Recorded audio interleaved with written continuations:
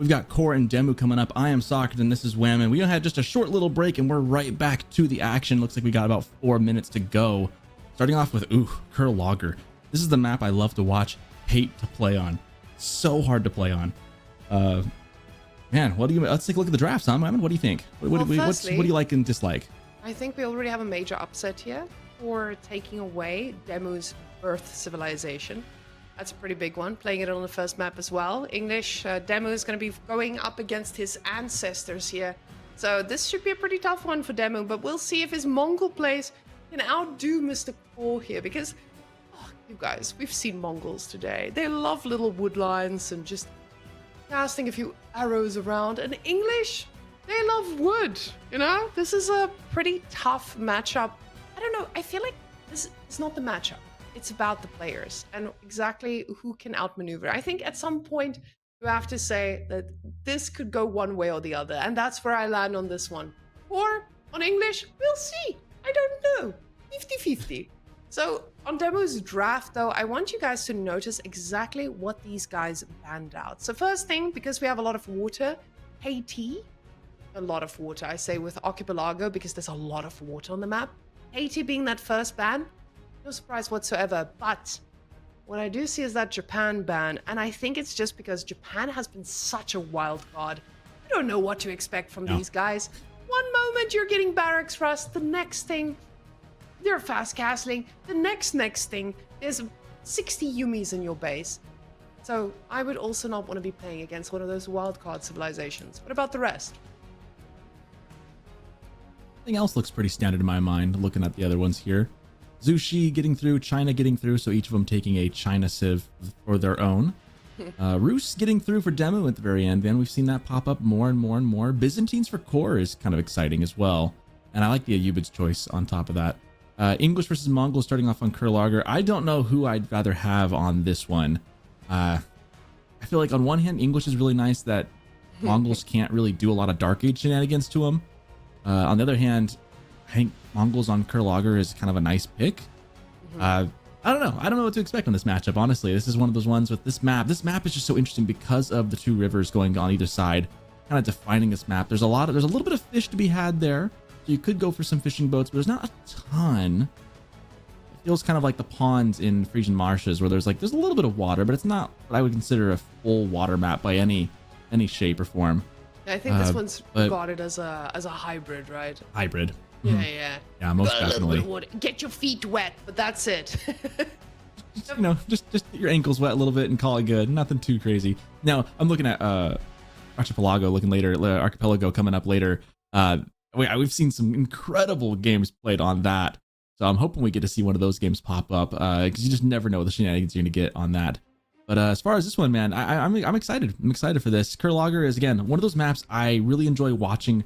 I hate playing it. Like this one in Scandinavia, having your head on a swivel both ways all the time is it's an exhausting map to work on. But these guys are professionals. I'm sure they'll handle it a-okay. Now, the thing is, when we usually look at drafting, you have to consider that some players are very comfortable on all civilizations and some are not. That can usually play into what gets banned here.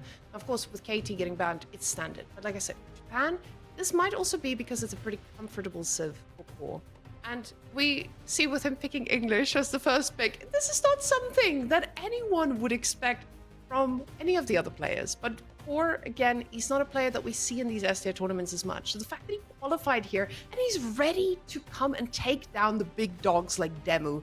So guys, let's hop on in and go see what coRe can offer us with these two men ready to battle it out. So, coRe on English, going for that gold, pretty standard. You know, with English, we usually see the question of when we go for 7 on food versus 8 on food and 2 on gold. I know this is usually the question I ask myself. What is the better English build? But I don't know if I'm going to be taking the coRe judgment call here just yet. Because usually the question we ask ourselves, yes, see 5-2. A lot of people rally onto food until they have 7 and then they go on to gold. But this man, I don't know. I want him to reinvent the wheel and I'm ready for it. He's going for the deer though. Love that. Now, on the other side, DeMu, though, he's playing Mongols. So we see that early split pretty standard here with all of them, on a lot of them, on wood as he is getting that first building. And what is it going to be? Probably a little all pasture. Oh no, never mind. He's going for water, which makes sense. Going Never mind. I don't know straight for the why I water, said yeah. pasture. Oh, it is what it is. I'm old. Sorry, guys. You know, they tried getting rid of the deer pushing, and here we still see deer getting pushed in late 2025 over by coRe's base. Of course, that's not terribly egregious. Those deer were kind of already right there. Probably would have walked over if he just let them anyways. Khan taking a good look, though. Probably trying to maybe snipe those out.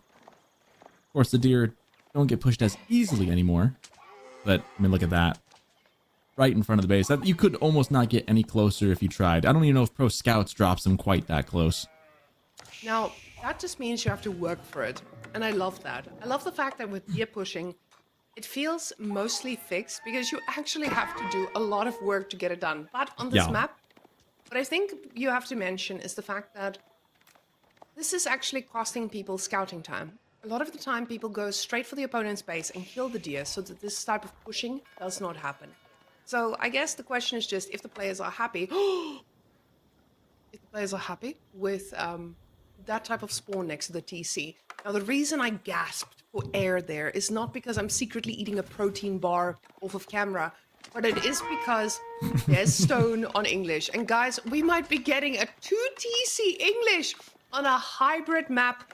Ladies and gentlemen, what a day to be alive. I think that's exactly what we're getting here. 2 on the Abbey of Kings. Looks like he is indeed going to go for 2 TC. And again, it is a hybrid map, but there's not that much fish. Like, there's enough to merit a dock, but not enough where it's like you have to go for it. So it'll be interesting to see what coRe wants to do here. And he's going to have that king to come out and take care of things and help defend this TC as he goes up. I'm more curious where exactly he wants to put it. Why? Well, it depends on like where, you know, it makes a difference as far as how much, you know, Mongols wants to push, where are they going to try and take the attack, what kind of resources is coRe going to look for? Like, I mean, what angle? Because depending on where he puts this, you know, he's probably going to keep it somewhat close to the first one. But it'll give me kind of an inclination as to, you know, what his plan moving forward might be. Like, is he going to move out towards the gold more? Is he going to be maybe closer to the wood line in the back? I'm just kind of curious. The reason I also asked you is because I also want to know exactly the thought process behind this. Because when I look at this type of matchup, you, of course, want to shut or punish English for being out here on the map and being a greedy goose getting that second TC. But at the same time, you see the Abbey of Kings now finishing. And I want you guys to notice these villages are getting attacked. And it's all great. But we know these guys are just going to heal back up once they make their rounds around the Abbey of Kings. The problem is, once DeMu ages up, that Khan is going to do a significant amount of damage more. So he's going to need to be a little bit more careful with these villages until then. Now, the villages are getting switched out one by one, but less and less will be able to go out on the map and build that second TC. So he probably needs to play that safe. The question is, like you said, where's he going to put this? Now, the options we have for ourselves here is securing this gold. But again, if you put it forward, you do run the risk of, you know, dying. But at the back as well, you don't secure as many resources. Yeah, you do secure the wood, which is the most important one, right? But there's also the strategy here that we have to consider. Mongol just being greedy and just aging up as well, especially considering that he has this water and it's not being contested. Hey, I called it. It is going to be on that back wood line. Good spot for that. Nice and secure way in the back. It's also going to be close to those berries and a good space to put some farms in between those two. I would expect a white tower at some point. I'm not quite sure where I would put that. That's going to be determined, I think, by how things play out here in the feudal age. Deerstone's almost up for the Mongols in the meantime. Meanwhile, he does have some fishing. I don't know if coRe has noticed this just yet or not. Well, with the Has he delayed had vision age of up, that? you have to know. This is not something that I think either of these players would miss. Just because of the age up delay, he would know exactly that there is water shenanigans going on. Yeah, these guys, they've memorized exactly what happens. But stable is the choice here. And now, getting Kashix is going to be pretty great when you are up against that second TC because they have pretty good dive capacity. But at the same time, that TC can house quite a lot of boys. And now coRe adding a tower here to the front. As we can see, he's probably going to want to go for a pretty healthy gold income himself. Now the king coming on out, he's going to be met with some Kashix pretty soon. he's going to go and try to do some damage to this water, because you cannot let Mongols just get all that water for free. And most definitely already on straight towards the fishing boats. Not even going for the dock, just going straight for the fishing boats, trying to get one down. It is within range of the dock, so it's healing. He is going to be able to eventually outpace that, but it's going to take a while. And by the time anything real damage gets done, I bet DeMu will probably just move this one away. If he notices, down to half health there. And there, sure enough, it goes inside. DeMu doesn't miss anything. This man, he's got eyes at the back of his head. He is as map aware as you get. But coRe is going fast castle. And I don't know if that is going to be a tough one to execute, because he doesn't have the food for this. I saw those sheep, and yes, he might get to fast castle. But what after? Is he going to have enough to build anything? Any unit that could come out? But these double Keshiks, they are going to hurt, and the charge comes on in. We do see no villagers going down just yet. He does need to get that last hit. The villager finally taking the fourth hit. But Ooh, Keshik will pay the price, and a second one is going to be pretty... Never mind. The man is dead. All of them. They're all dead. Do you trade a villager for 2 Keshiks? I mean, that... No. No? No. Okay. I'd say it definitely feels better than trading 1 for 1. Still would like to have seen that stay alive. But coRe is going for that. He does have some farms already coming up. I bet he's going to just white tower at some point. And the nice thing about that is, again, as a production building for pretty much anything he wants, he doesn't need to invest extra wood in making a production building, because he's got one in the white tower. I imagine he'll probably put it in hole up. Maybe he's going for a late game kind of play. It is kind of greedy what he's doing, though. He's trying to get some value. This is a very classic kind of English play with the king. Trying to be greedy behind this, get some value with the knight or the king in front. Trying to mask what he's doing behind all this. But on the side, DeMu adding another dock on rivers, getting all those, or is that the same dock or a second dock? Looks like the same dock, but getting the fishing going as well as a second dock. That's right. Now, the thing about what coRe just did is he made a barracks, which is good. He was actually being quite responsible with this. So, mentioning the fact that he is making farms now, just slowly doing that expansion, this is important because he made spears. He was going to go for that clean, fast castle, but he was responsible enough to ensure that he's got units that can actually handle this. And just like that, we see DeMu. He's going in a direction that I think we're all excited for, because it has been dead for a while, and it's most likely going to be that fast Imperial. I hope you guys, Twitch chat, YouTube chat, are you ready to experience the most amazing gamba of our lives? We get to watch... hopefully get to watch a lot of Imperial Age units coming at the speed of light towards coRe's base.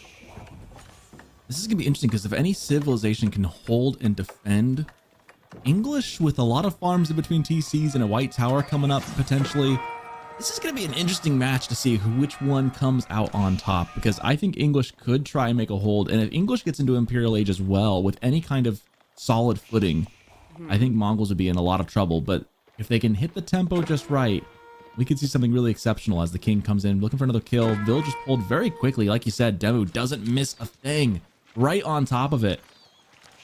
And he's the kind of guy who's going to be able to body block this after. Now get the villagers out, put the next one in there. Oh, it looks like... oh, beautiful. Villagers fighting back here, just making sure that they can do the damage they need. If they target fired that scout, though, he would have lost that bad boy. Villagers still mad at that king for daring to hurt his friend. And he might actually... never mind. I was going to say he might actually lose still this one. keeps it alive. The madman. What professionalism. Holy moly. He gets the king to go with it as well. Wow. You know, sometimes I just see these pro players in the micro and the control they have over their units, and I'm just in awe. I'm just in absolute awe at the skill that is on display, and DeMu showing off a little bit with some flair to boot. What an impressive display to get that king. However, behind this, coRe is aging up into the castle age with the white tower. With the white tower could just be the fact that it's this far forward now, because this is now a little bit of a greedy move, because that second TC, it's not doing much to keep itself alive, right? This is a second TC that it's not going to protect a lot of these villagers. So the moment that there's a little bit, yes, I can see our observer showing us there could be a little keep there. It's going to be very nice to have a keep there, but we need to get to that stage of the game first. Right now there are Keshiks running all around, and who knows, maybe a few Imperial Age knights when the fast Imperial comes along as well. We do now see that DeMu is floating a little bit of food, no units in queue. So guys, close your eyes. we we are going on a ride here as the villagers have finished the step redoubt and they will be planning their revenge into Imperial. Now, he is getting his upgrade. What unit is that? On the Mongol side, DeMu side. He's getting an upgrade. Is that the Khan's Hunter Keshix upgrade, or is that? There we go. No, that's gonna be the. It's just Keshix. Okay, Yep. Keshix It's just looks Keshix. very strange. It does look kind of strange, huh? It doesn't feel like a horseman variety or a knight variety of an upgrade. See, this is how you know the caster does not play any Mongols. I have a firm belief that this civilization and their dirty, fast Imperial shenanigans will not be played by these hands. But those Keshiks, now upgraded, going to be looking for some damage on this very unprotected second TC. As a bit of an aside, I do agree. I love the icons and a lot of the design in this game. I just think it's one of the strong points. The only thing I think that isn't as great as we see this knight trying to get some damage over here is I think the upgrade icons could be better. It's kind of hard to tell what's what sometimes. But outside of that, man, this game looks so good. And man, more defensive genius being done by DeMu. Just the sheer micro. Like, if I tried doing that, I would just lose all my vills. I really would. I just would body block myself and then trip over my own feet. DeMu makes it look easy, though. He just makes it look so fluid. An impressive display. Now, DeMu ensuring that he gets every low HP villager into that tower the moment they need to be. And now the step redoubt, we see that gold pouring in. The food looking great because we've got all these stocks. They're just providing this income. And that's the danger of playing against Mongols. If you cannot find damage, especially when you give them water, this becomes a very slippery slope. The thing is, coRe has a pretty sizable knight connection now. He's got 6 knights soon to be, and they are going to be able to dive most things, but there are springled towers, springled emplacements on these towers at least, and it's going to start getting harder and harder to do that level of damage without suffering major losses. He's got the food eco set up though at a home, so he's probably not going to mind sacrificing a few knights as long as he gets a few kills as well. I want to go back as we see this little engagement panning out here. Not going to go well for coRe. He's going to back off. I want to go back to like the placement of that white tower. I've been thinking about it. What it does do, and I don't know if it's quite in range of the gold in front of it, because it's on the 1 gold right there, but the 8K that's right there, I think it's just outside of range. And just maybe. It's almost close enough that you can put some vills on it and get them back to base quick enough. I'm just thinking, like, long term, having that access to gold is going to matter, because there's not a ton of gold behind this. So even though I would have liked to have seen a tower or a keep of some sort in the back of the base to keep it safe, as we maybe probably go into an Imperial Age coming up, I do think having that access to something towards the 8K gold could very well matter as the game progresses, as we see a monk go down there to more of those towers. Man, DeMu is just all over the field with these static defenses. Now, as the ram comes out as well, this is starting to show us that coRe realizes I need to do damage. Getting a few spearmen in the mix, extra ones at least, more, because he knows that there are a ton of horses running around and they are just going to make your life harder and harder. Now going straight for the front here with those reinforced towers, he wants them down. They may be reinforced and they will be casualties, but it might be worth it. Now, with a few crossbows as well, he's hoping to secure this villagers, getting inside, trying to stay alive for as long as possible. Now under the TC, and gold is not looking healthy enough for DeMu to be able to click that up just yet, but he should be able to defend this.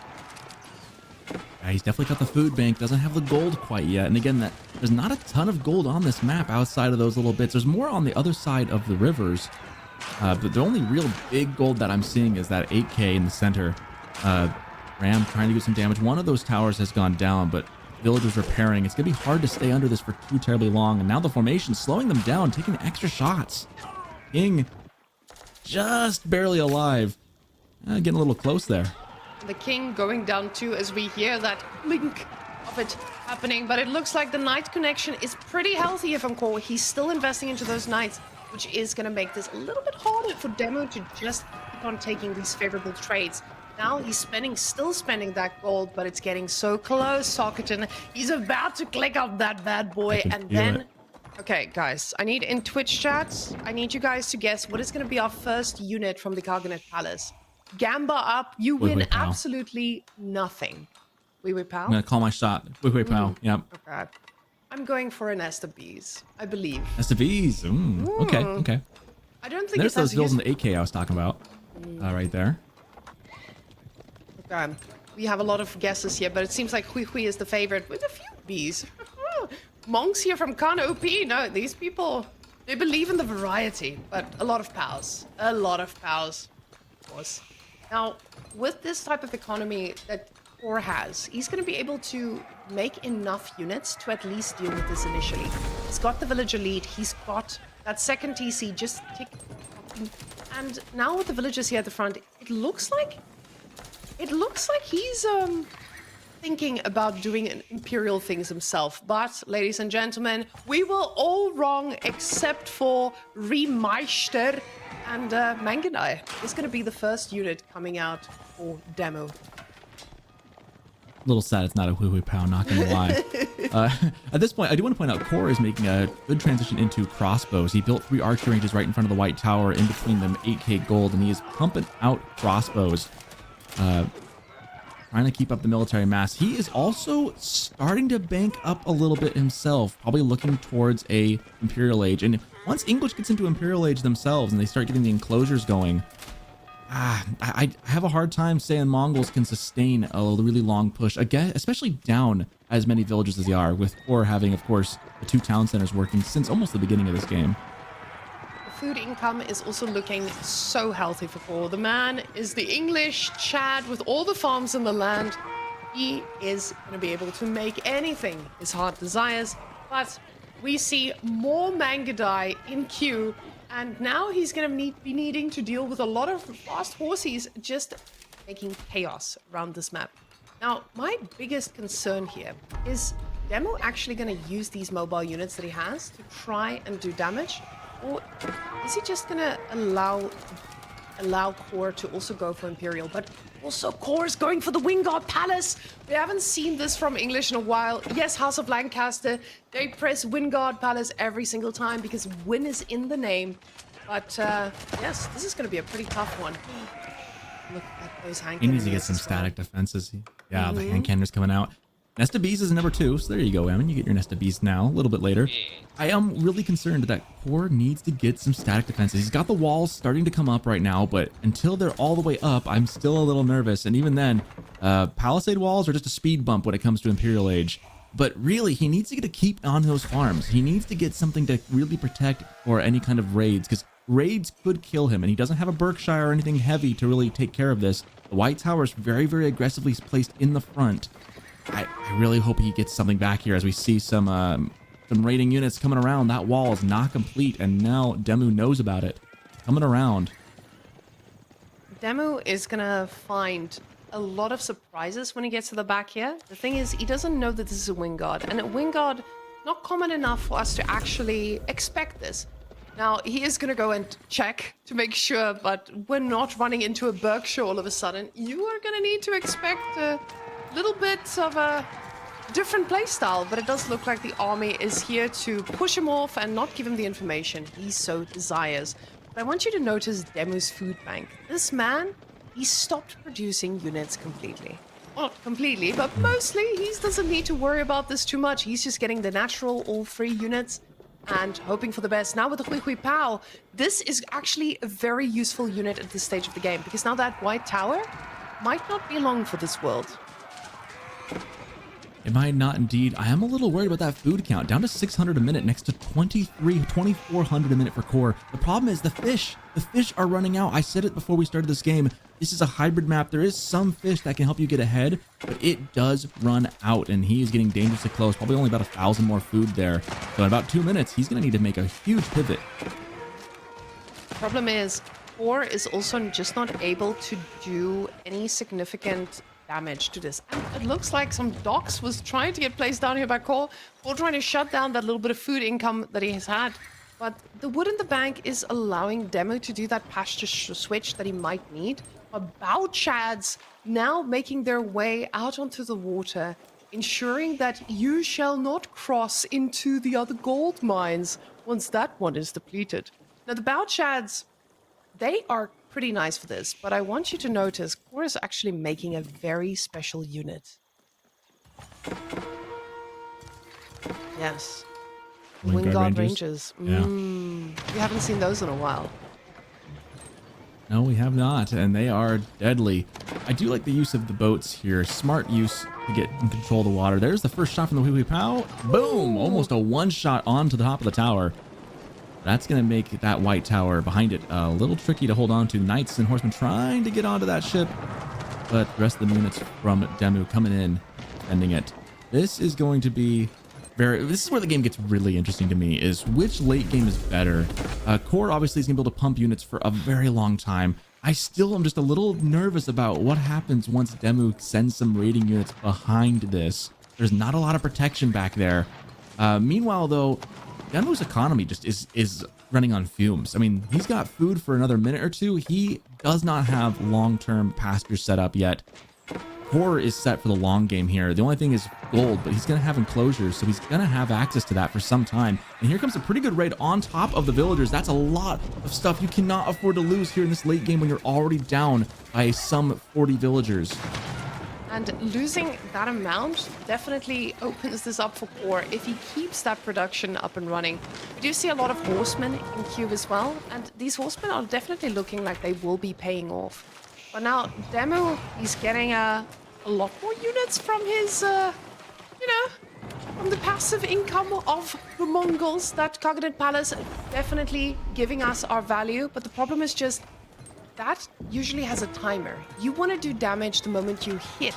You want to survive the moment you hit it. But at this point, it just doesn't look like he's finding what he needs just yet. With the towers now here at the front, they're going to be doing what they can to shut this down. The hand cannoneers at the back doing an amazing job at cleaning this up. And it feels like coRe just feels desperate, but he doesn't need to. He's pretty much ahead. He just feels so much under pressure with these Hui Hui Bell at the front that he's trying to take this fight. But he's in the lead, and he just doesn't know it yet. I don't think he has enclosures yet, does he?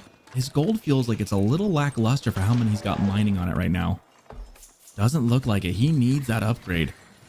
A little expensive for him right now, but that's kind of his ticket to staying in this. That's why he's producing so many horsemen, is he doesn't need to spend that much gold. He's got the food forever. He just needs to make sure he can find a way to take care of those Hui Hui Pow. And finding an answer to the Hui Hui Pow has been pretty unclear for a lot of people. I say it, and he must have heard me through the wireless there or something. Getting both Tithe Barns and enclosures, that is actually really huge with the 3-1 split. With 3 relics, Tithe Barns becomes worth it in my mind. Glad to see enclosures coming in as well. That should help sustain him long term, as long as he can keep the front door closed from DeMu.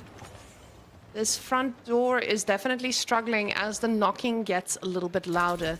The thing is, DeMu might have one really good fight here, but after that, coRe can completely overwhelm him if he has the production buildings for this. So now he's also getting the archer range upgrade here too, so this is going to ensure that these rangers and longbows and variety of them is going to have a pretty good time. The Bao Chat now having to back off here, and those elite Mangadai didn't serve their purpose whatsoever. It feels like DeMu got to the point of Imperial here and just didn't know how to do any damage. I think you nailed it on the head, Whammon. He can deal one good fight, but if he doesn't just steal an absolute decisive blow, he cannot reproduce this army because he has no food. As now the units from coRe start moving in, trying to get some value here. At least, at the very least, just trying to keep DeMu away from the front door. Keep him on the porch, not knocking on the door. Because if that white tower goes down, it could be very dangerous. But coRe doing a really good job of kind of holding the line, and that's all he needs to do. The more he does this, eventually his lead is going to be insurmountable. As we see the gold income for coRe now above 1,000 a minute. He is now getting tons of resources from both the relics and from the farms. And coRe having such a substantial bank, this must feel pretty good. Because especially when you get to this point, you can now just change into any composition you want. We see he's getting every upgrade in the book. And we'll just see if the production buildings are going to be able to match whatever he decides to switch into once he takes that big fight. Now with the horsemen, he's trying to be a little bit more active here on the map, and he is going to be able to find some villagers. Not sure if he's going to find them close enough to kill them. At this point, we haven't talked a lot about the Wind Guard as what it got. We talked about like the lack of Berkshire. The Wind Guard's letting coRe build up this bank really easily as well because it gives such cost-efficient groups of units, because it's giving him so much value. He's able to produce and have a huge bank. I mean, 4,000 food now is almost getting to ludicrous levels. He really needs to just up the production and start sending it. Once you get reached to 200 population, as he is right now, you just gotta start making some trades. And that's what he looks to do here as he's moving up forward with the crossbows and the rangers. Look how far back they are as they fight. Just miles away. Problem is they haven't been able to actually do any damage just yet. coRe with this composition cannot get into these into these Mongol towers. They're just going to keep taking better trades into that army. Now, DeMu does given time now to try and recover economically, as coRe is going to stop producing villages, but he's so far ahead. I just don't know if he's going to find it in his heart to make that jump. DeMu starting to add some more pastures in. The problem is he's just down a lot of economy. It's 136 eco units to 61. That is just not sustainable, even with a really juicy Cognate Palace just doing its thing. It's just not sustainable. And now we see Trebs, of course, in the production queue. He's going to start adding siege of his own. I feel like the writing is on the wall for this one. If DeMu can maybe take a decisive fight and sweep the base, there's a chance. But otherwise, I think coRe's eco is just so strong. As long as he can maintain some gold supply, and he looks like he's got some villagers in the very north corner that he's moved across for. As long as he can maintain the gold, he's gonna have this one in the bag. Now, him in late game might be a little bit different from DeMu's experience. We know that DeMu has been in the tournament scene for a very long time. He has had experience playing these games, these long ones, especially when you give him this type of breathing room. Now that he's getting all his university upgrades as well, things might get a little bit hairy if coRe doesn't actually just keep taking favorable trades, but coRe is still standing back. Yes, he's getting some trebuchets now, but the problem is those trebuchets are quite late, all things considered. Luckily for him, he's English, so, you know, those trebuchets are gonna... Yep. Yeah, they're also gonna make some pretty nice upgrade of about them just doing scatter damage. Helps immensely when you're dealing with these little clumps, but now the Hui Hui Bao, they still just outrange. He hasn't gotten another Hui Hui Bao. Happy for him. It's been a little unlucky for him, yeah. He's got Palace Guards coming in now. Do you remember, a little aside here, I'm just looking at the Rangers with the fire arrows. Do you remember when they first added the Wind Guard Rangers in? You could put them on like a stone tower or a stone wall, and just you could like light someone's TC up outside of TC range, and it was just absolutely silly. I'm just thinking back to how funny that... How crazy. I think you could still, yeah, Cal was saying you could still do that in my ear. Just ridiculous how much range they have. I mean, look at that. We can't even see where the arrows land. There's just not enough room on the screen. They're shooting over half a screen away. Just incredible what these units can do. Now, that range is going to be important in these fights if he can reach the siege at the back there, because with that nest of bees, the singular one, it has kept him under control this whole time. And now DeMu still pretty far off when it comes to reaching that 200 supply, especially with the food there. But now the White Tower is under attack, and the units are in position to punish this, but the Hui Hui Bao does take a little bit of damage. Apparently, it's got stacks though. At this point, I feel like coRe is sitting on his heels a little bit too much. I know the army numbers are vastly in favor of DeMu right now. coRe really needs to ramp up the production. He has got the bank. He should be making units non-stop, and if he's at 200 population, maybe you look at maybe offering a couple vills and freeing up a little population room for your military. At the very least, he needs to start taking some trades. The problem is he needs to be able to do this, and he needs to sacrifice these units constantly so that the new ones can pop out here from the defensive advantage. Exactly. So now it looks like DeMu knows this, and he's going to take this trade. The king going down for the millionth time this game. The trebuchet now out, but the trebuchet is going to be in danger because these units are scary, and coRe just doesn't have enough units in production right now to just reinforce this. We see 33 men-at-arms in queue, but out of how many barracks?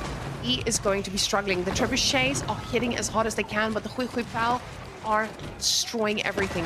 DeMu, though, you see that population going down, and he's not able to replenish it. 79 food right now. So if coRe can hold and constantly reproduce, there is a chance that he overwhelms this, as that military graph is now slowly changing. here's the difference, right? Is that he's staying at 200 population. So that means he does indeed have the production queue behind this. You see now 38 men at arms on the field, 12 more in queue. coRe able to finally make what we were saying, start pumping units, exchange, make some trades, make DeMu, force him to replenish his army if he can, because right now he's got no food in the bank. So coRe, sitting with all the money in the world, he just has to keep making the trade and making these fights happen. As long as he can produce units, which it looks like he can, he'll be okay, as he's holding very stoically right here in front of the White Tower. And there's the bees also going down now. It was focusing on a few of those villagers, but those villager kills would have been welcomed by coRe, as his army would just get larger and larger. And this really scary push all of a sudden looks very, very different, as DeMu has to retreat. And think about how he is going to close out this game. Because from his perspective, he doesn't realize how far behind he is economically. coRe has spent a significant chunk of his bank right now, but there's still more to come. So in all of this, it still feels like DeMu did trade quite favorably. He just needs to do that a few more times while his food income recovers. Yeah, and thankfully with 28 food, almost 3,000 food a minute, he should be able to sustain this a lot better than DeMu can, and that is the crux right here. Population numbers now 200 maxed out for coRe, only 116 for DeMu. If the Hui Pows go down, there's not much left in the tank for DeMu, I fear. So coRe just needs to remass for a second, regather, and then take another push. He's doing good. He managed to hold that right there, extending his farms and his reach. Villagers, man, really spreading wide. If DeMu gets behind ever and starts doing some raids, I do fear again for coRe. But so far, it's been all down the front door, and the Hui Pow just haven't been able to break through yet. Now the destroyed value is almost double. DeMu has done the damage. He tried to do enough damage, but he needs to do a lot more, as we already see 2,000 plus food in the bank. coRe is just ready, and you see there's a lot of units in queue already. This man is going to have a very healthy army for a long time here. And the stone from DeMu is getting used up. He's getting bombard emplacements every single time, but those trebuchets are going to start mattering. Now, those Hui Pows are actually out here to try and do damage to the trebuchets. One of them might go down, and never mind, he survives. He's putting back, boys. It's close. Just in time. Really, really close.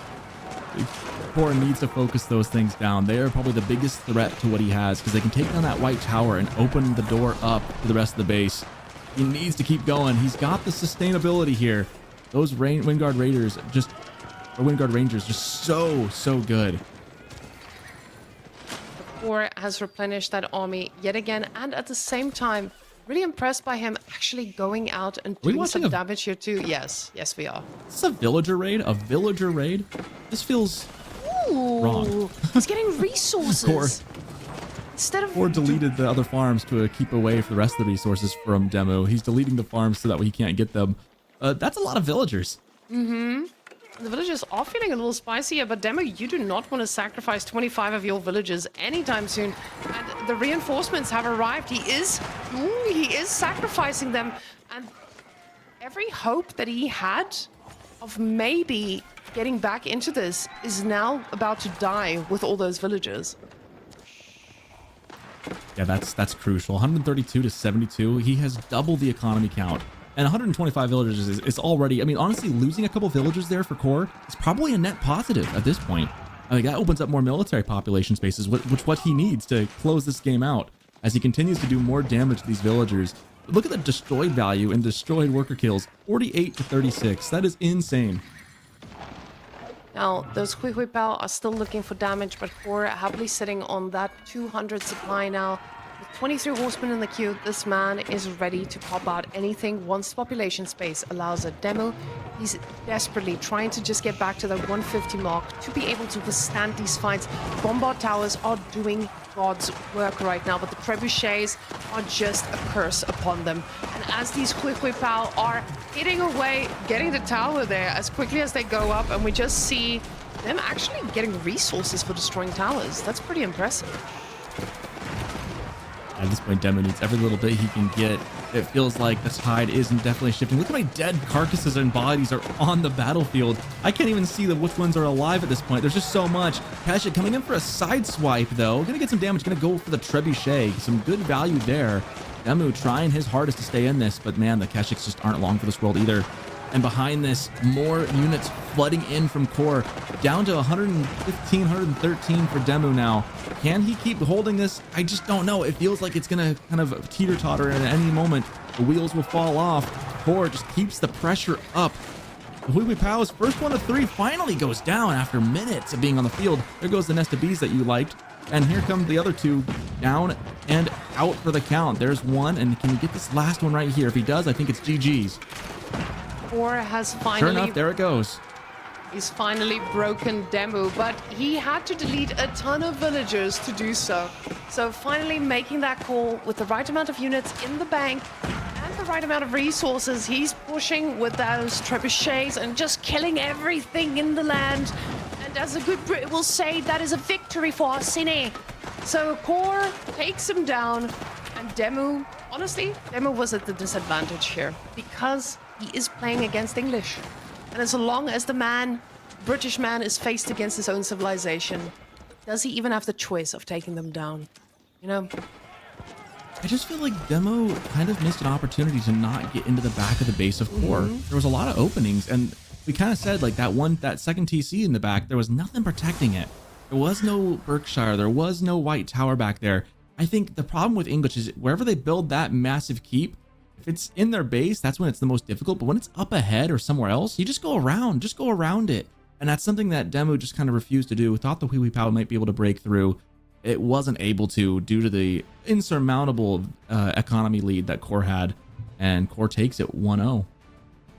And you guys can see that economy count. The second TC just making English great again against all of Mongol's powers. The fast imperial age just did not land like DeMu needed it to. But I think coRe needed this. coRe needed a pretty solid victory on a civilization that has been regarded as pretty weak in recent terms. So DeMu doing some great raiding here at the start, but then losing both of those Keshiks for the one villager, definitely not worth it if your opponent is already on a 2 TC build. But perfect control with the villagers as he tried to keep them alive, constantly running around. Whenever the night raids from coRe arrives, DeMu was on it, and he's still showing us this type of gameplay against someone who is pretty wild right now. Definitely not a comfortable hold at times for coRe. That White Tower we see right here in the replay almost went down. It was tentative there. It was tough because he just had so many. I mean, at this point, he had almost 140 villagers. Like, that's an insane number. Eventually, I think losing those vills to the vill fight up in the north actually really helped coRe. And eventually, we saw he, of course, deleted even more to get a bigger military. Really well played by both sides. I do think a big difference this game again was DeMu just not going around a raid. Had to get in the back of the base. Didn't do that, and eventually English late game just conquers all, I guess. But we move on to Dry Arabia. This is like a classic matchup right here. Zushi on Malians on Dry Arabia. Let the deer flow is what I say. Pro scouts probably on the menu here. And I guess the question is, what can... Oh, we're just jumping right in. I didn't realize we were so close, but what can Zushi do to slow down that cow boom is what we're going to find out as we dive into game number 2. DeMu and coRe. coRe as Zushi's legacy and DeMu as Malians in purple. Now, these two civilizations, they have their own nice little niches. As we know, Malians, they do a pretty great job at pro scouting because those scouts are extra spicy. So when they're done, they even get to go raid. So when you are out there having a great time, you know, the spicy scouts will be there to punish you for it. The thing is, Zushi has their own tricks up their sleeve, and coRe on a strong civilization like this, I don't know if he's one of the guys who would play very standard. Is he actually going to make this a much harder game for DeMu than it needs to be? Now, Malian's pretty standard opening here. We'll see what the amount of houses he decides to go for. As we know, usually the 6 house is pretty standard, but when you go for a little bit more, the pro scout timing is impeccable. But it looks like 6 houses is going to be the way to go. Now, from here on out, we do see that coRe on Jushi, he's probably going to need to think about that meditation garden. And let's go see where a juicy spot is going to be for Mr. Old Zushi. Yes. Well, we know where Vodka would put it, right there with double golden wood. That seems a pretty nice spot, I think. Also got 2 stone. I don't know about that as much. That's not. Oh, that's not bad. The woodberry's gold right there, or woodberry stone. There are a couple spots there. Kind of far away, though. I think the easy spot is This to take the double gold, but we'll see.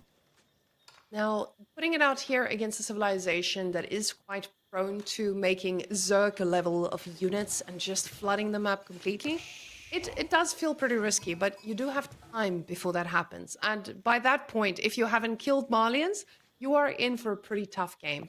Now, what we have actually seen historically between these two civilizations is Zushi just completely flooding Malians with units the moment if or decides to go fast castle. This is something that Zushi is very comfortable with doing. DeMu can make a lot of donzos, but even with the donzos out there in the world, you are going to struggle stopping all those lances. But the Meditation Garden is coming on up on a very juicy spot with double golden wood, as we saw earlier. Shout out to Vodka for getting that on the first guess right there. Shout out to our observer and Cow, our production lead on the back of all this, making all this happen here as we're into our next one. There's the confetti. Thank you, Cow. We appreciate them. And man, Vodka's been on it today. He guessed that spot right on. Now, with this age up on the Mansa coRe, we see 5-3 as they have now split, which is pretty standard here between the two civilizations. I kind of like the fact that DeMu is giving me non-pro scout vibes, because I feel like if he decides to go for something, and I'm going to call it greedy in this case, Zushi is the civilization that can punish you for it.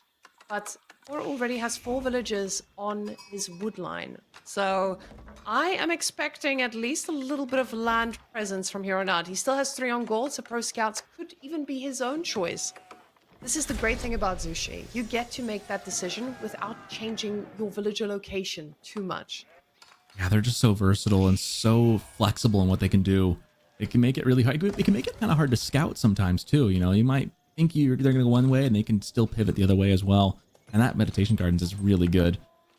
Really good spot for that. A little bit ahead, but not too bad. I'm not sure. If I'm Zushi, I'm trying to think of what I would want to go for here against Malians. I feel like Pro Scouts definitely is part of like the meta play. One of those options that feels very in line with what most people do. I don't know if I expect Malians to go for Pro Scouts, but of course coRe is going to go for it. So that is indeed the play. Curious now what Malians does. Well, we see that he's got 10 on food already. So whatever he's doing, he's going to be active. And we do see his scouts already getting upgraded. Those scouts are going to be, like I said, of the spicy variety. And this is going to mean that that land presence is going to be a lot more potent than they usually are. Those things are going to be healing up at the speed of light, doing damage. Now, scout and scout damage is still pretty equal, even with Malians. And he's going for a second pit mine instead. A little bit of a reasonable play, I would say here. Trying to get as much out of this as he can before the Zushi prowess with all the units comes his way. 50 gold, 13 wood. That's a pretty good Meditation Garden, I'd say. Some Warrior Scout looking to be kind of annoying.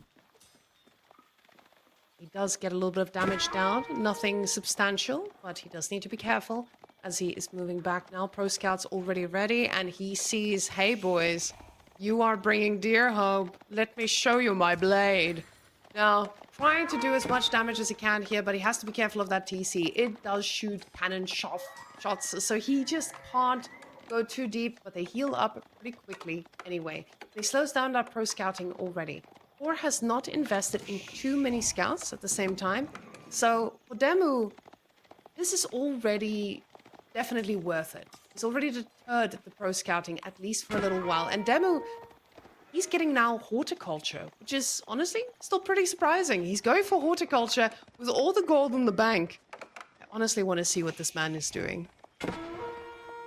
I'm almost surprised he didn't go for his own Pro Scouts behind this. Because at the end of the day, all he can do is delay, not deny with these scouts, because the spears are there.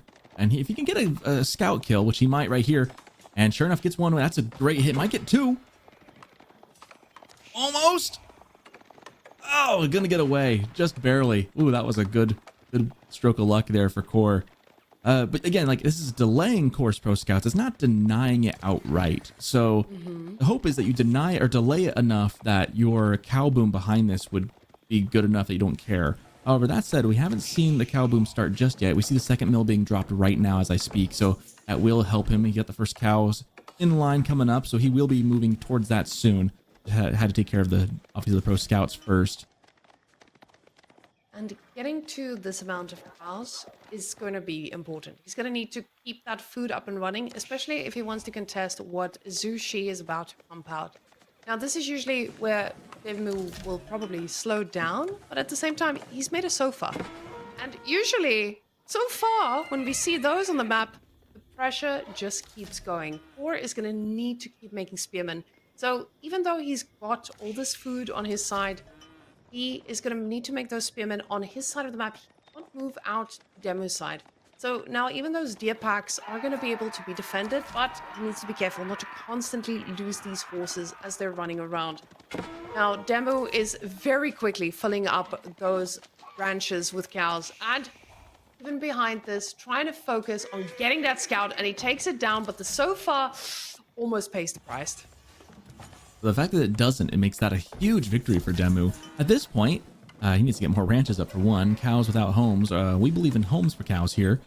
At this point, though, I start getting nervous if I'm Zhu Shi. Thanks, cow. I start getting nervous, though, if I'm Zhu Shi, because I just, long term, you're not getting as much tempo out of the pro scouts as you wanted. You're actually having to produce spears. It's slowing you down even more. And while you're being slowed down, DeMu is just chilling at home. He's got 8 of 20 cows. He's getting wheelbarrow. He's cruising. Before you know it, that full cow boom is going to be in effect, and the snowball is going to become a boulder of death in an avalanche. And I don't know how coRe long-term manages to outmaneuver this. I love to see the scouts actually trying to trade with the horsemen, because they just get to back off and actually go and heal. The horsemen trading with these is not as efficient as you'd like it to be. And now the scouts are being extra spicy, chasing down a few of those vills just to ensure they do a little bit of damage, because those bad boys are going to be open for raiding later. The scouts already have the next victim in sight, and they're going straight for them. Now, that horseman being taught a lesson about daring to touch the Malian scouts. We do have the Montlu Academy coming up for coRe, so he's going to get up to age 3. There will be a window where he can work around this, but unfortunately for him, DeMu is dropping the corral right now. There's the Grand Fulani Corral with maybe not a full cow boom, but half a cow boom. And he'll have more along the way as well. There's the other pen coming up right now as well. And this is where it's like you got a small window, a very small window where you got the age up potential. You're getting your stuff. But by the time you get anything rolling, I feel like Malians just matches it. So I really think at this point in the game, Malians is very, very ahead. Especially when your economy is 1-to-1. And I think that's the key here. We see with DeMu, he's already in a pretty good spot with the cows. Yes, not fully saturated. It is what it is. But these scouts have kept the army so busy. So these spearmen, they haven't actually had any map presence because they've been chasing these very slippery scouts. Now, Castle Age coming in, and the first upgrade I'm expecting to see is for the scouts, honestly. But no, never mind, it's Donzos. I was wrong yet again. Oh, there we go. Yeah, I knew you guys were coming around. So now we want to make sure that those scouts, they're already on the map. No, that's pretty great. We're just going to keep making them harder to handle. Although I think he just cancelled it. Oh, he just cancelled it.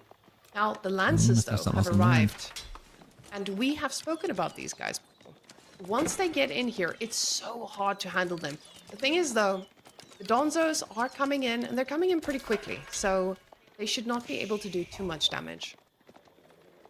Yeah, kind of like what I was saying. Like, coRe has a slight advantage by getting up in age first, but the Donzos just kind of easily swipe the Lancers aside. As long as DeMu can kind of stay the course here, he's going to be in a good spot. Now, coRe's not out of it yet. You just kind of get the feeling that as that cow boom keeps progressing, it's going to get just more and more difficult for coRe to really do any sustainable damage. Now, with all of these units on the side of the wood line, he might find some. So he does sneak right in there with the Lancers. Lancers dropping down a little bit of pressure, but not dropping anything else. Just a few footsteps in the wood lines, and the scouts are being scouty. Running around now, trying to keep these Lancers away from the villages of DeMu so that he can do the unthinkable. Ladies and gentlemen, are we ready for mass so far after a few villager kills? Lancers in the base looking for some damage. Not gonna find a ton. A little bit though, a little bit. It just feels negligible next to all the cows. Right? Usually with the Malian economy, you don't mind losing a village or two, but this is providing a little bit of idle time among this as well. But again, for coRe, this might be a little bit expensive. He has access to most of the deer on the map, and he's getting a lot of work done again with idle time. It's starting to feel a little bit scary. 9 villages now going down. And yes, you are Malians, but losing 9 villages as any 10 villages, as any civilization, does not feel good. And that was a good raid for coRe. It was looking a little tenuous, but he ended up getting quite a bit done there. And now grabbing the relics. Now that's a good key and a good thing for him to be doing. He needs to find every economic advantage he can get to overcome the disparity that the cow production is giving DeMu. If coRe can find enough, get most of the relics, if he gets 3 or 4 of them, that'll be a really good step in the right direction. If he can continue to find those economic advantages, I mean, getting 11 kills and more as he continues to raid could really help him get back in this game.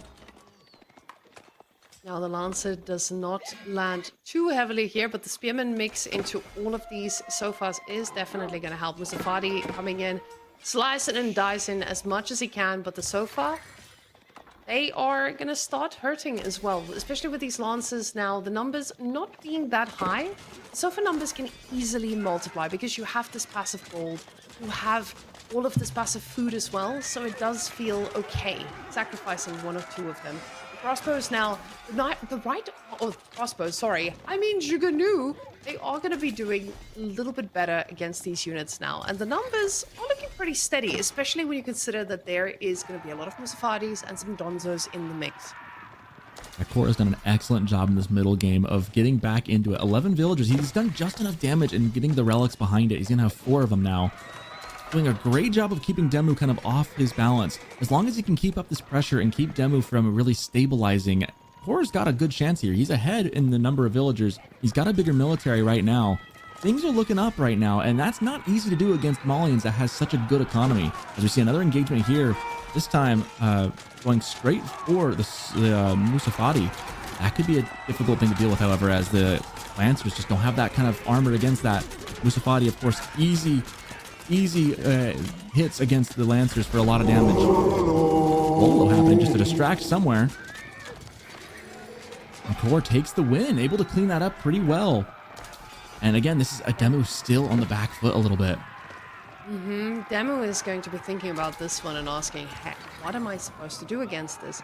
Now with the amount of Juganu here, you might want to be thinking about a different composition, but another villager pays the price here, and that one will not be the last. It looks like there they go, surrounding yet again, chasing down, lands a beautiful hit here, but this is starting to weigh down on him. coRe still has a lot of fuel in his tank, but the deer will be running out pretty soon, and he is going to need to think about other food sources. As we can see, he has started to steal some of the deer from the other side of the map, but they are going to take a while to get there.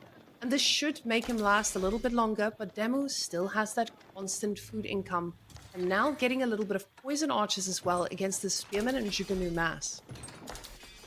coRe is doing exactly what he needs to do now with 12 villager kills up, as well as getting all 5 of the relics. Managing to, the food is the big question, right? And like you said, he's getting the deer behind this as well, getting even more. He's also got the boar he can go for. So coRe has options.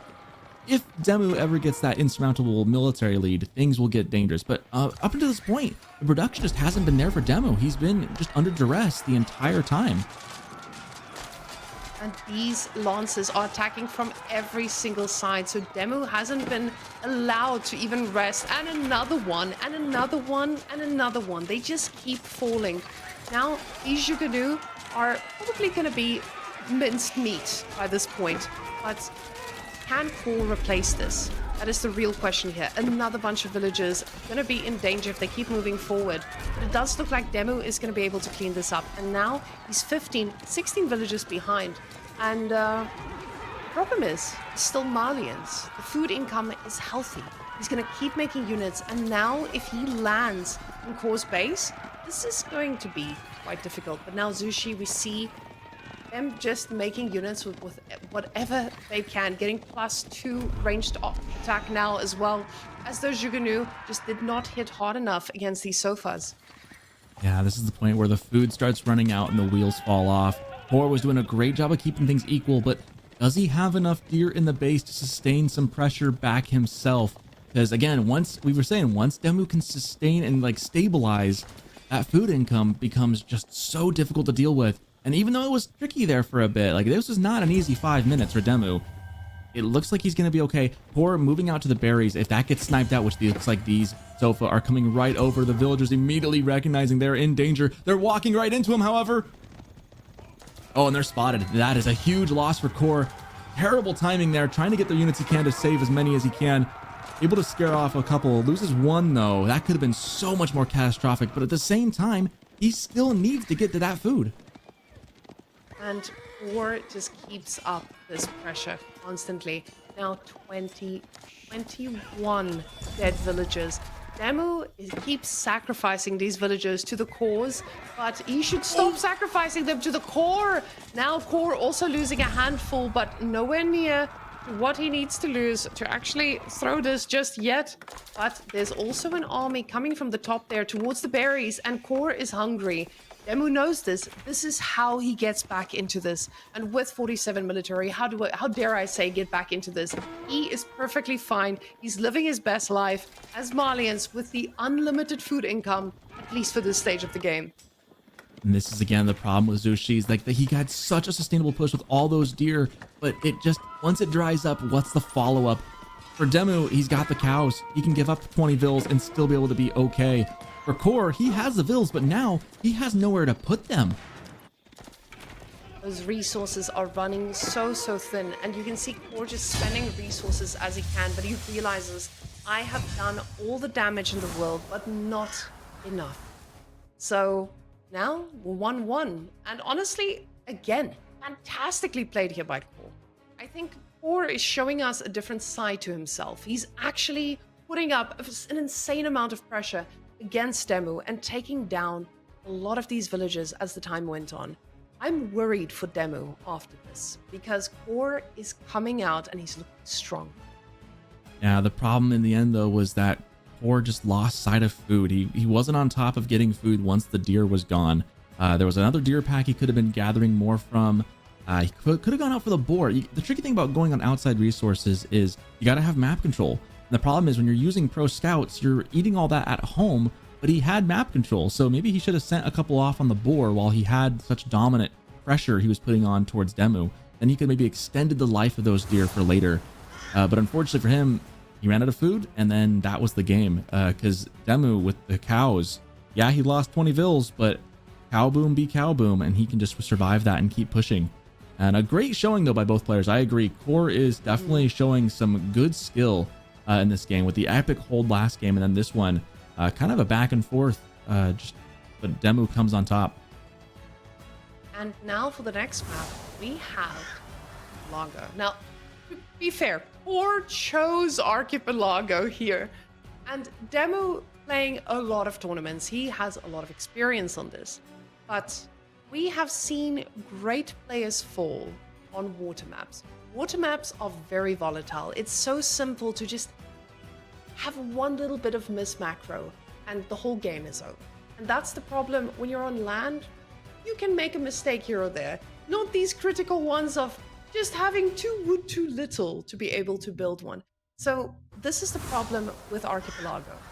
DeMu has a lot more experience, but is coRe going to be able to punish this? Looking at the two civilizations, though, we have coRe on Aeobids and DeMu on Order of the Dent. Order of the Dragon, of course, is a classic pick for a water map. Aeobids might seem like kind of an offbeat shoot, though, and this one doesn't seem like something you'd see every day. But of course, Aeobids could have a really fun early timing with the economic wing that they can get. So we'll see what coRe has in mind with them. I have seen some incredible back and forths on this map where even if you lose water, as long as you can win on the outer two islands, you can still come back and win the game. I've seen it done. We've seen it in this very tournament in the qualifiers. Let's see how this one plays out as we are even 1-1. We got another very competitive series in our hands. Both of these players definitely feeling confident on a map like this. Or I feel like he has something up his sleeve. And yes, water should be pretty standard, but Aeobits is a pick we don't usually see in any map like this. Because Aeobits, yes, they have a cheaper dock. Yes, with the age up, you can get a few villagers. So in theory, they should be good. But the rest of the civilizations, Order of the Dragon would just be regarded as a little bit stronger. He could go for like the cheaper age up here and get to a very quick moment where he can pop out a galley really early, or an archer ship really early, because he could just click up almost immediately with the House of Wisdom here in a second with that cheaper age up. I don't know if that's enough to win the game, but it could be kind of a sneaky play. We'll see what coRe has in mind. That scout looking for better things to do as he's running around. There's no sheep on any of these lands. Both of these players keeping their scouts alive, just peering over to the other side of the island to try and get a little bit of vision.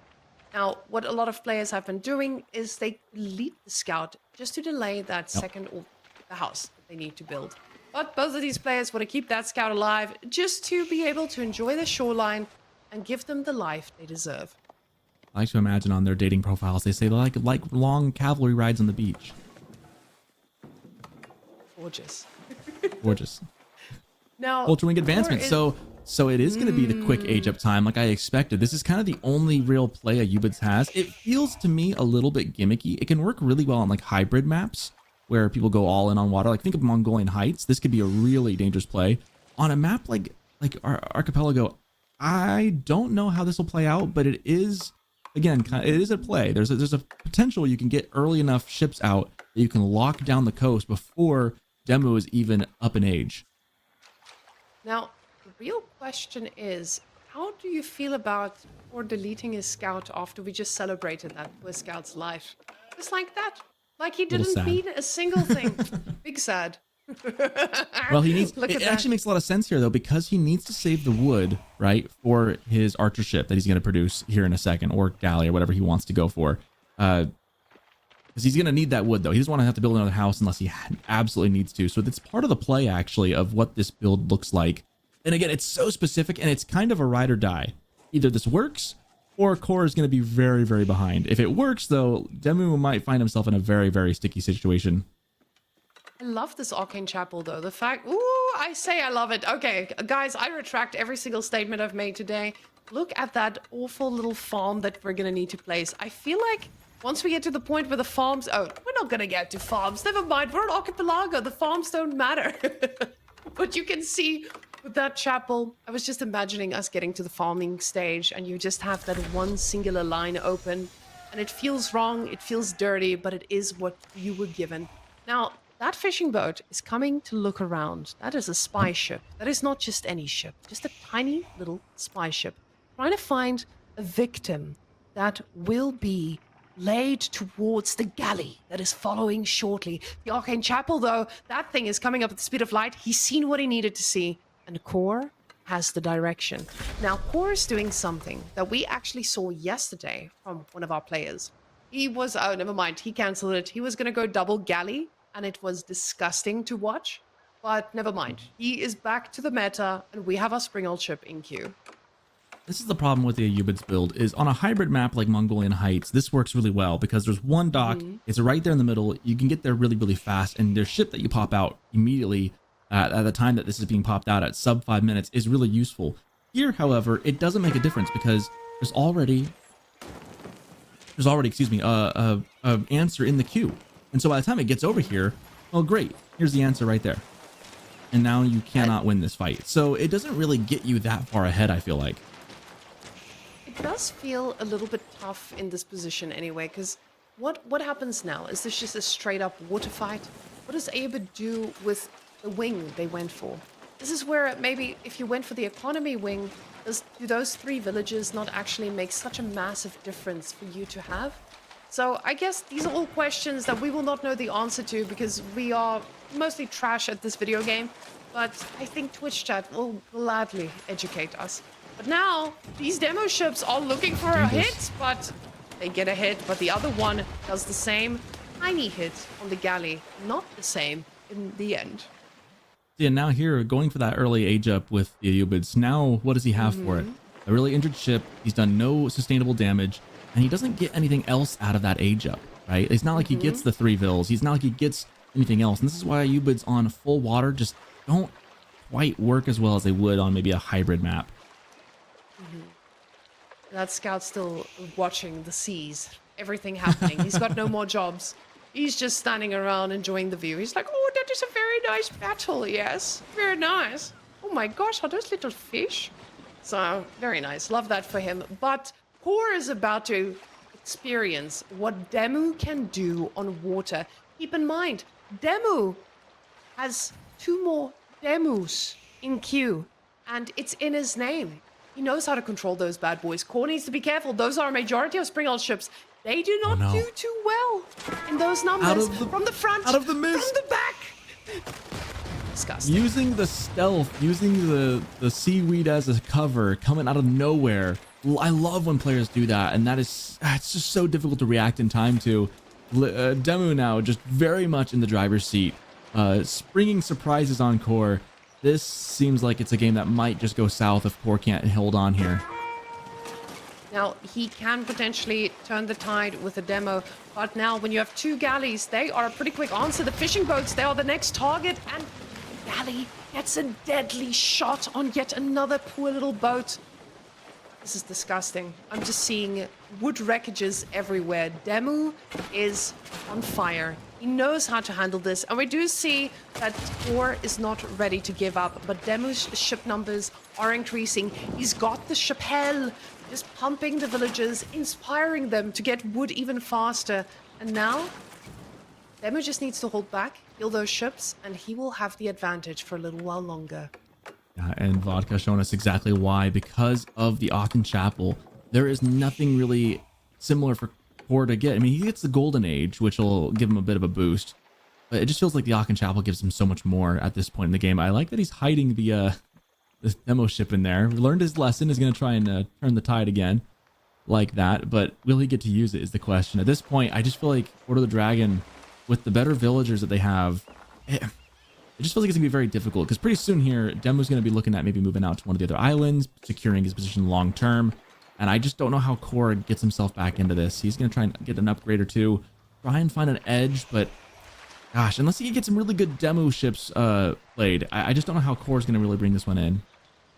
Now, with the DeMu ships, he is getting 2 more to try and make those hits count, but we have to consider DeMu's ship army is pretty substantial here. He's got 3 galleys, so even if he A-moves these, he should be able to shoot down most of these DeMus.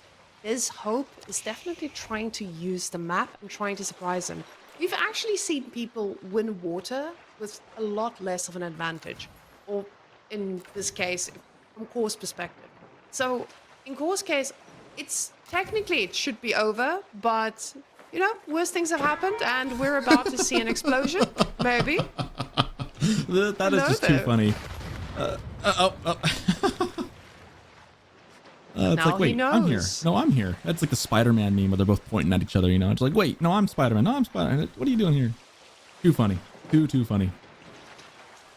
But the jig is up, and DeMu is just investing in his name. He's getting more demolition ships, and he's going to ensure that it doesn't matter how many galleys you invest in, I will just send a flood of them until everything is dead. So now the 2 demo ships a little bit too far out here, taking a little bit of damage. You want those to be full when they're going to be flanking. But 6 demo ships now for DeMu, and he's going to try to make that connection with the first 3, but coRe doing exactly the same.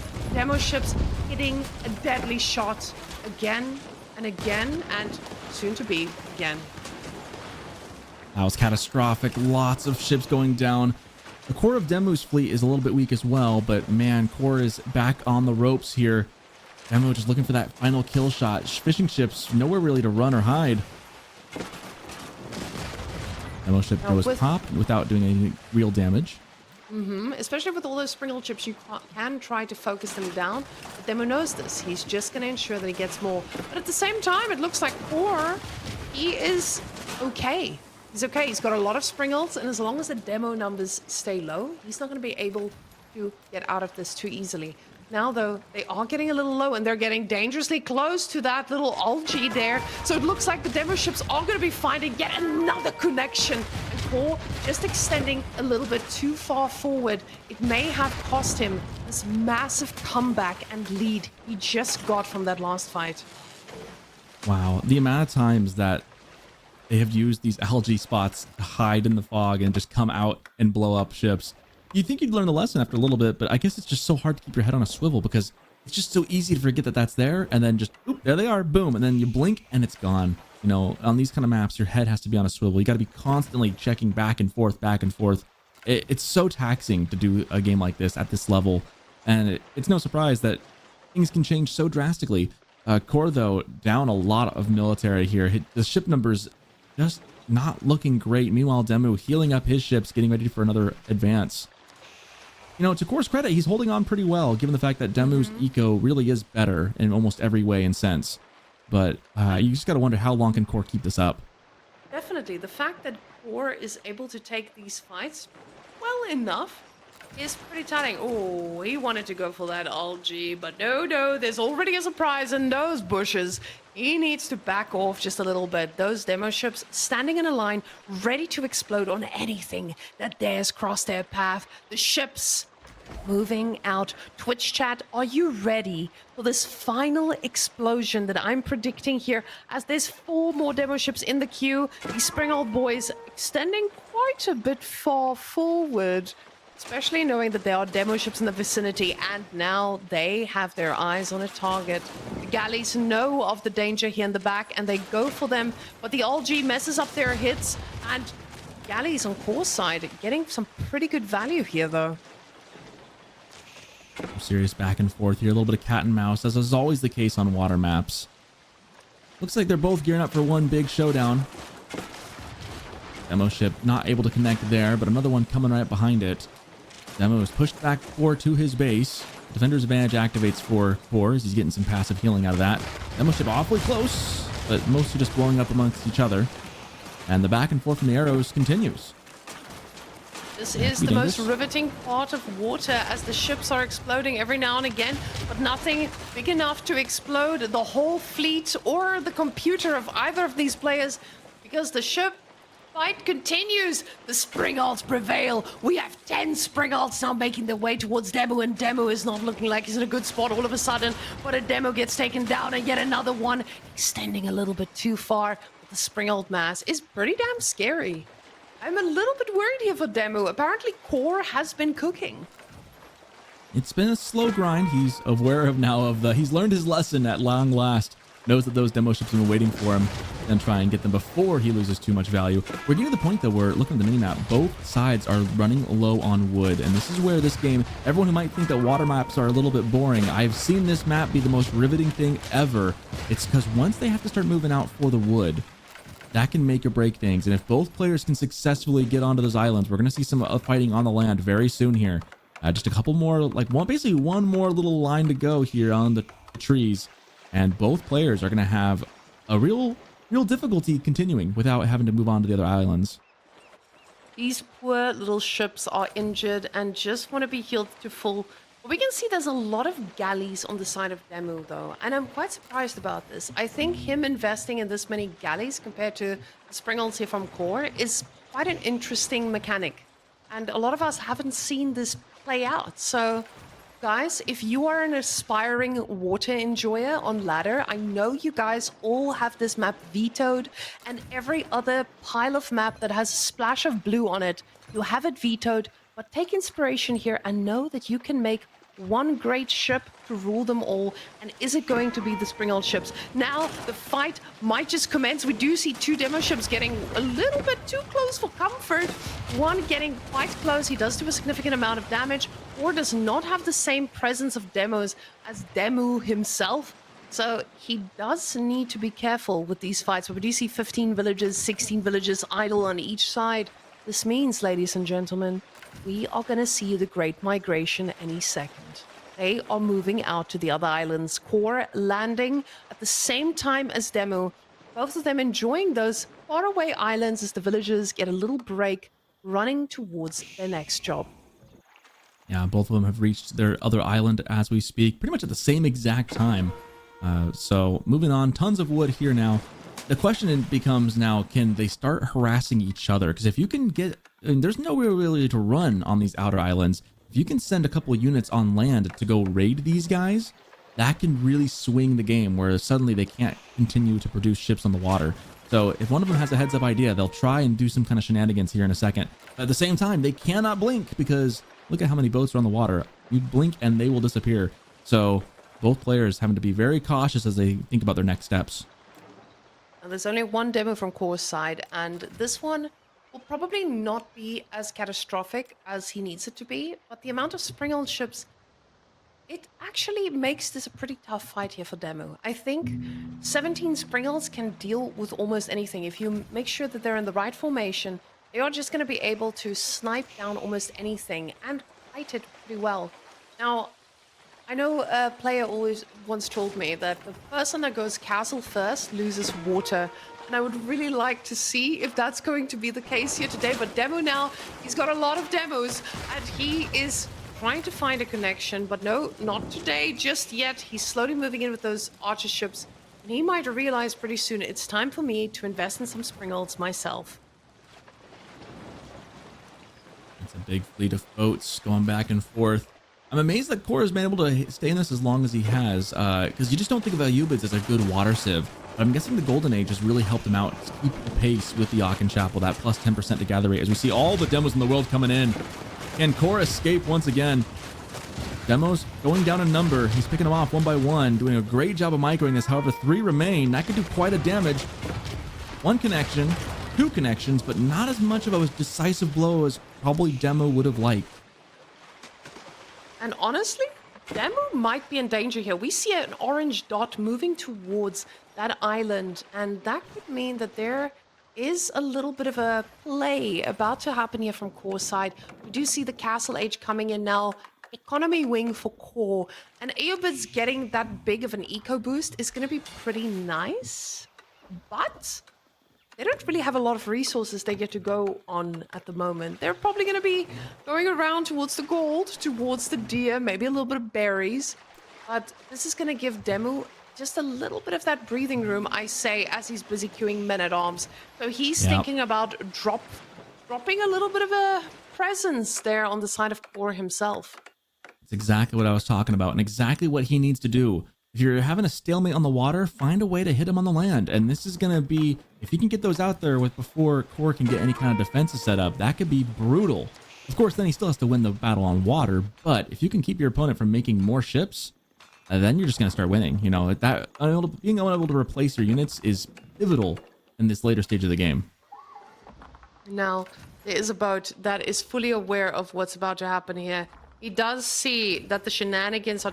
he does not see that the shenanigans are taking place. He catches a little glimpse. But is that glimpse going to be enough? Does he realize, the man-at-arm has been there to receive the unwelcome villager on that side? And that chunky man-at-arm is about to land on land. And ladies and gentlemen, we've all played against Order of the Dragon. You know when that first man-at-arm arrives, you are cooked. Although coRe, he's trying not to be cooked. Double archery range, ensuring he has crossbows possibly about to be made the moment he hits economy wing. But the man-at-arm has already started striking. Doesn't do too much damage, but a villager might pay the price. And yes, down he goes. Poor guy. Yeah, 2 archery ranges with crossbows in queue should be enough. However, it isn't crossbows. It's actually going to be Desert Raiders. The Desert Raiders. I'm not so sure about that.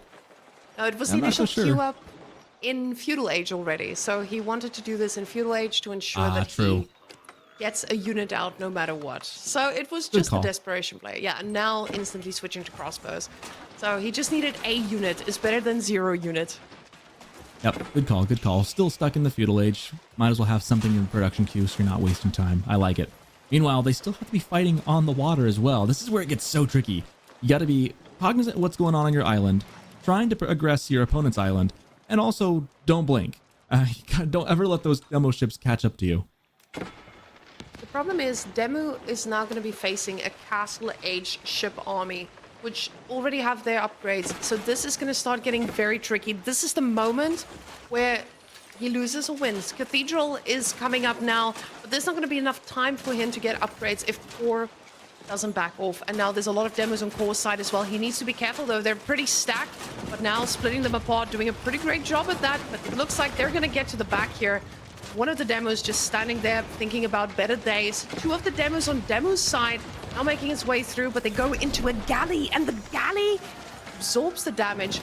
Demu is in a lot of danger now. He is getting his upgrades, but the ship mass is cooked. Sockleton, I am so impressed by what coRe is doing here on water as a Ubits. No one thinks of a Ubits as a water civ. Nobody thinks that way. They are proving that they can make it work. And I think the trick really is that 10% Golden Age gather rate addition they have. They've got a couple of subtle things that could make this work. Obviously, it's been really reliant on the micro and the incredible control that coRe has over his units. But man, he has put Demu on the back foot right now. And this is a tough spot for Demu because he knows if he doesn't land any damage on land, he's actually going to really, really struggle with this. We do see that two of the demos coming out now. He's trying to just find a little bit of damage, but the demos were picked up there in the north as well. And this is just looking more and more dire here for Demu. He's trying to get those upgrades, but it is so tough. The camels now also on the island, they've landed.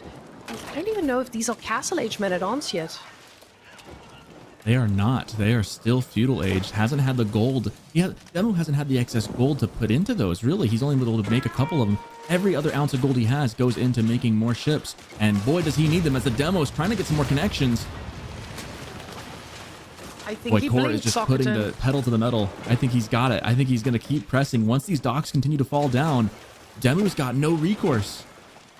And Demu is trying desperately to just get a demo ship to connect on those because that's what he needs. But the archer ship mass is big enough. The villagers also running by. A few of them took a few cheap shots and now another galley popping out. Demu just has so much food in the bank and he has nothing to do with it. So right now, coRe's army, it's looking pretty undefeatable, but the keep is coming up. The keep will be very expensive. Some of these villages will be paying the price, but this could be the opening that Demu needs to actually get a few connections, while coRe is focused on stopping that. Now, it looks like he is focused on the ships. He's not going to want to give this up. The villagers getting that keep up, and now ensuring that these ships need to find a new angle to actually try and take this fight. One of the demos makes a connection and he does get a pretty solid hit, but is this going to be enough? Demu is alive, but only for now. That keep is huge, but can he hold is the question. He's lost a couple of docks at this point, so his ability to reproduce units is definitely hindered. He does have a lot of food in the bank, but man, it just feels like coRe is starting to get an overwhelming force here. Even with that keep right there, it is going to slow him down, but that might just be to coRe's benefit anyways. Military numbers really kind of tell a story. 77 pop to 33 pop. Obviously, that's not a one-for-one with the way the ship's population is used, but still gives you an idea of how much coRe has over Demu. This has been a really interesting game. Again, the Ubits to come in and do this is a very impressive thing to do. More demos coming in. The rest of Demu's fleet starting to get picked apart. I don't know if he's got much more beyond this. This was such an amazing showcase here by coRe. He gave us a new strategy, and I think he opened the eyes of players on this type of gameplay on water, taking down, for now, looking like he's taken... Oh, was that a massive explosion I just saw? Because if my eyes are not wrong, I just saw 17 total workers going down.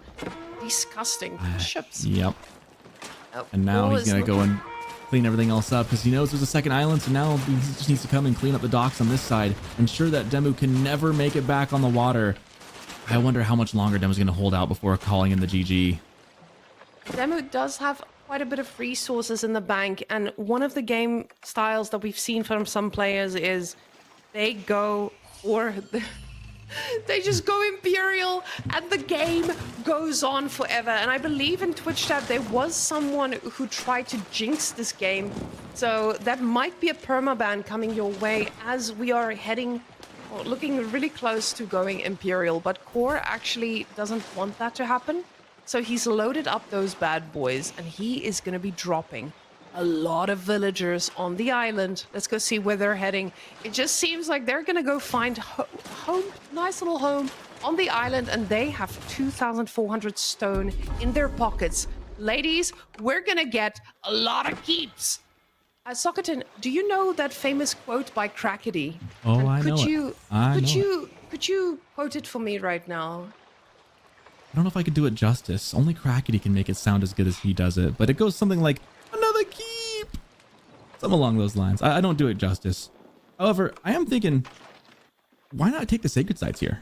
If you're coRe. Because you might as well. coRe doesn't need sacred sites. He's coRe. That's Have you fair. met this guy? All he needs is another keep.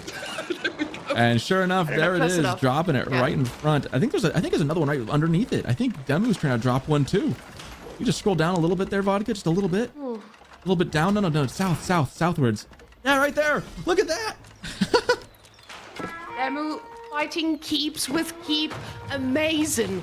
Huge. Siege Workshop coming in now, and he is trying his best to do the damage to coRe. Honestly, if coRe's throwing a game, this is the way he would throw it. All he needs to do is take over the sacred sites.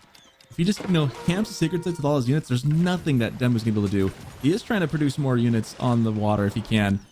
He just needs to just take them. He's got one. He just needs to get the other two, and then the timer is set.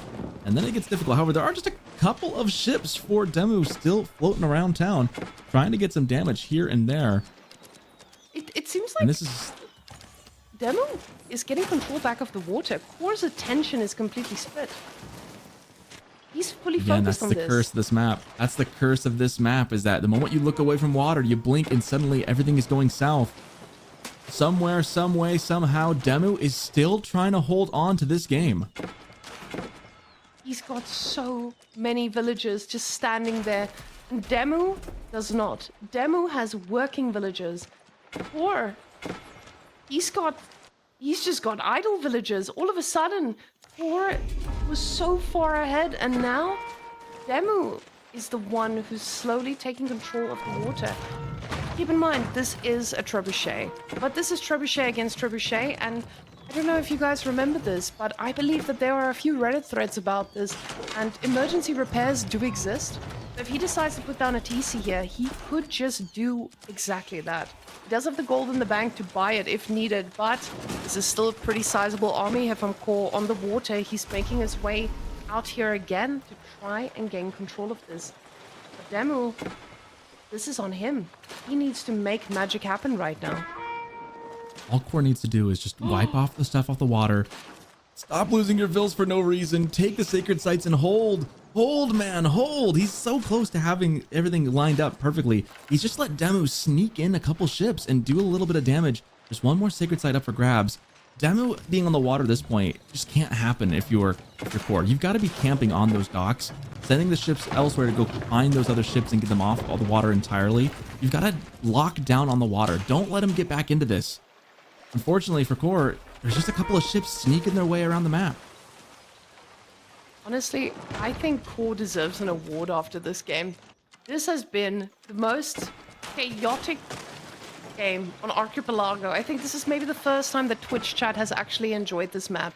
So guys, this one's for you. coRe brought the show to you, and this might possibly just be the biggest throw in the whole year of Age of Empires.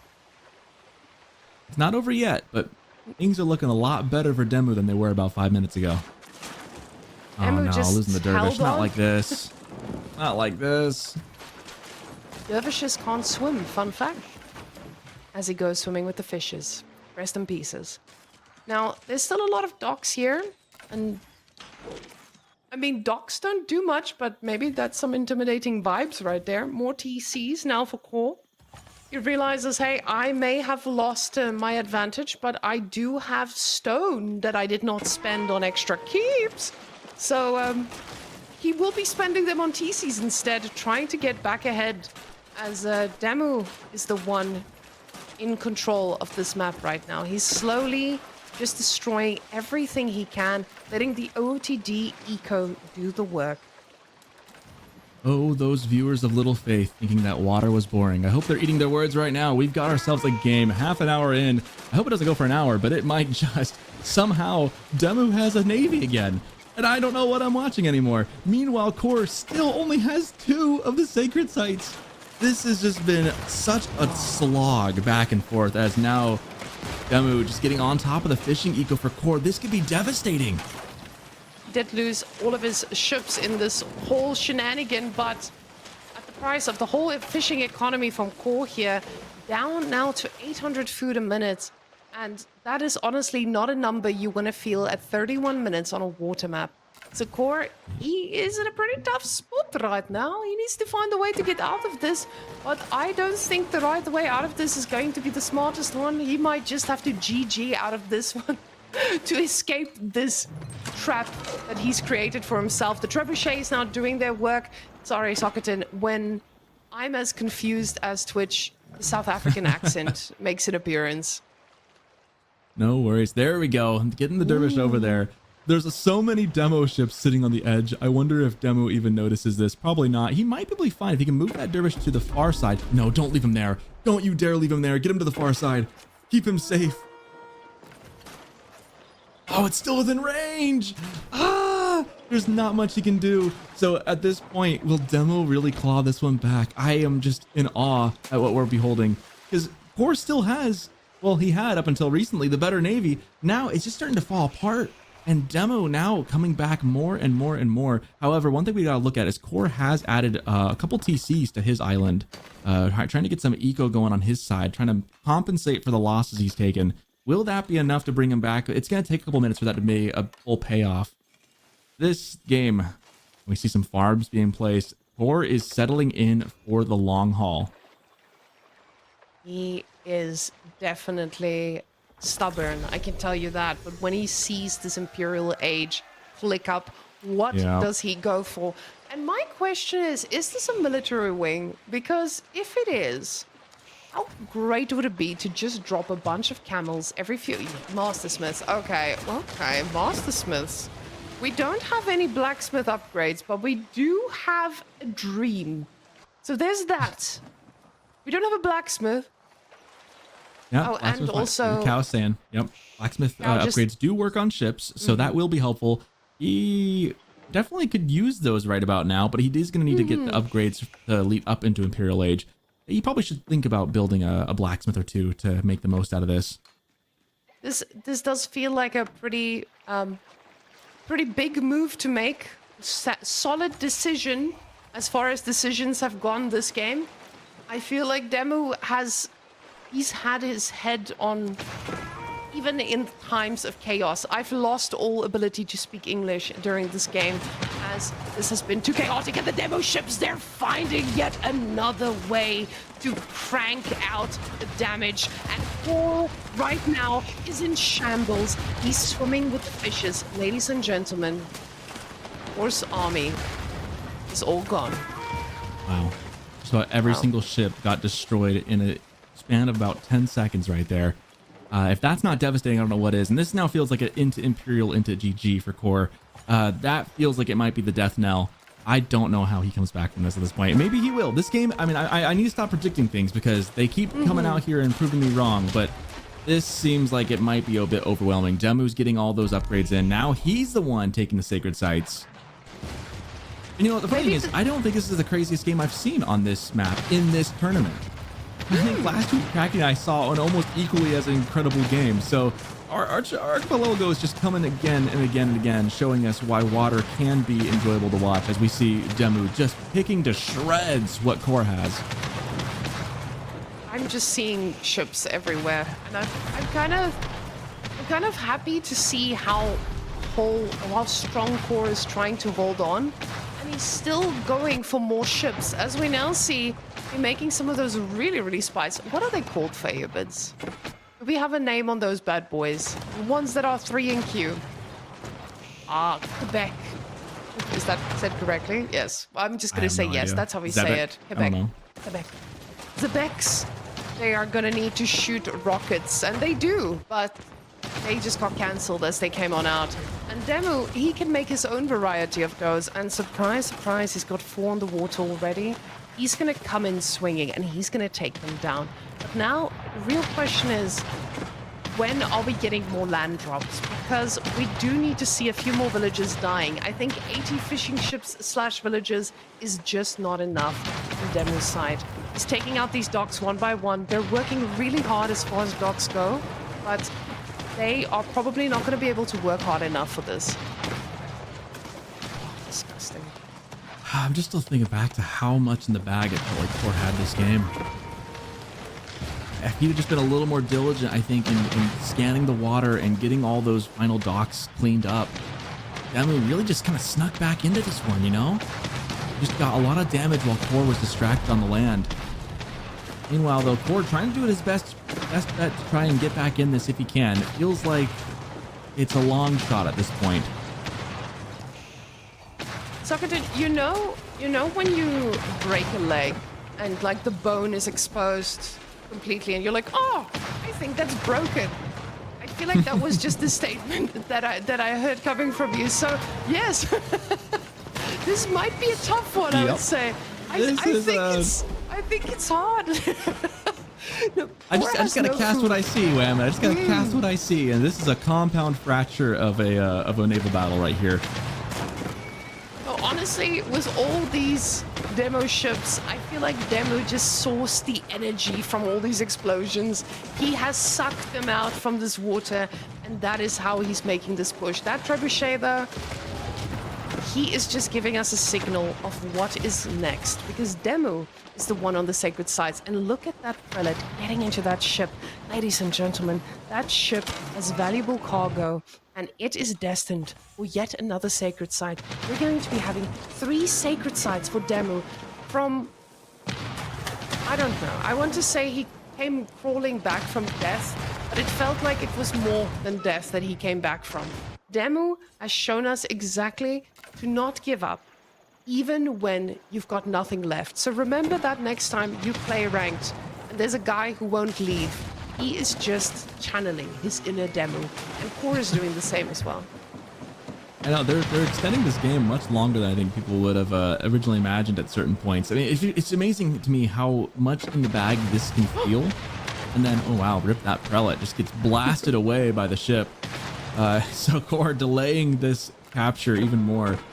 I gotta hand it to both these players. Neither of them are making it easy for each other. They are making this as grueling as they physically can. I mean, maybe this is just for Twitch. Guys, we need to thank coRe for this show. Yes, this is for you. You, the viewer at home, you're sitting there, you're watching this and you're like, man, am I going to unveto Archipelago? Because does this look fun? So every single one of us, go unveto those water maps so we can experience this together. We see those arrows now covered in fire, just doing a little bit more damage. The Quebecs are hoping for a miracle, but they are on fire. And the DeMu ship making himself known. Yet another one from each side. Boom, boom, boom. I want you in my... I don't know if I want to experience this firsthand. Don't know if I want to be experiencing what these guys are going through. This is a slog and a half. These are the kind of games as a caster, I sit back afterwards and go, whew, that was a long one. For these players, the endurance it takes to do this, and then whatever happens in this game, they've got another game to play. They're going to reset and get right back to it. See, sometimes I think it would be really nice to have caster cameras so they can see what happens during these games. I've got my knee in the sky currently, watching this game, holding my knee tight as the stress is pulsing through there. These players, their hands must be shaking, their brains must be frying, and the DeMu ships, they are traveling to unknown destinations, right into the dock. One explodes, and the next one decides a ship is the target, but these boys are fighting. coRe has had enough. He's lost every bit of hair left on his head, and DeMu is crowned the king of Archipelago after a 41-minute game. Oh man, yeah, I'm definitely sitting in my chair like a shrimp right now. Let me straighten up here before the camera gets back on me. That was an incredible match. And for anyone who's wondering, why do we do these water maps? Well, there's your answer, because even though they go on for about 40 minutes, they are exciting and they are just incredible to watch.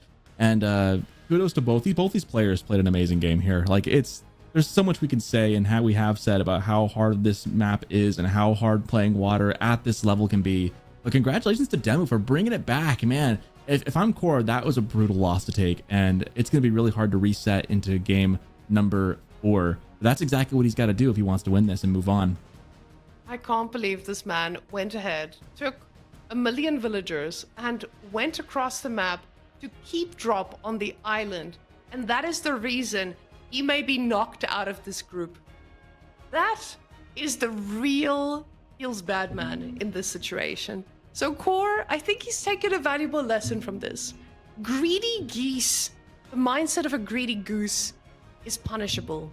And DeMu, he knows how to punish them greedy geese. So I am excited to see what the next map is, because I have a feeling that there's a lot less blue on this map. No, I know what's coming next. They're making us watch it again. Yep. Run from it. Dread it. It comes all the same. All tie is here. We have 2 minutes before your doom impending comes in. Bruce and Abbasid coming up after this one. Oh my gosh. It just keeps going. Are you ready, Whammy? You ready for another hour-long slog? I'm ready. I am an all-tie enjoyer. I think the biggest betrayal is that we don't have an English chosen here. I know we've already used English, but the girl can dream. She needs some strategies, guys. But Rus, I do not mind a good Rus pick on this map. This is not a big problem for me at all. I love watching Rus on this map because I am a Rus enjoyer. We did see that the Rus struggled a little bit earlier, but it does not matter. This is a different type of Rus. This is one for match point. And when we get to match point, things get hot. Just like we do in Mother Russia. So we will see what will happen with these two today. But Abbasid, on the other hand, I'm excited to see if we're going to get like a 14 TC eco wing, but I'm assuming we'll just get a little bit more of a standard play here out of the boys. Yeah, it'll be sad to not have Shinobi going against Roos. I did enjoy the ninja play earlier today from Mio Micah. A little more standard stuff. I expect this to be a bit more of a boom fest. Abbasid. Now the question is, does Abbasid go for like the TC play, or do they go for like a trade wing play? I honestly do not want to see trade wing today. I'm actually gonna go and ban every single player clicking up trade wing in this next match on every single channel that I own. So guys, be careful. Do not click trade wing. I warn you now. But they might still do it. I mean, we gotta be mindful here. They might be, that could be in the cards depending on how the map spawns for sure. Otherwise, because the tricky thing with multiple TCs is there's not a ton of real estate, right? Like you kind of jam packed in there between the mountains. Trade wing could look pretty enticing to be seen as we dive in.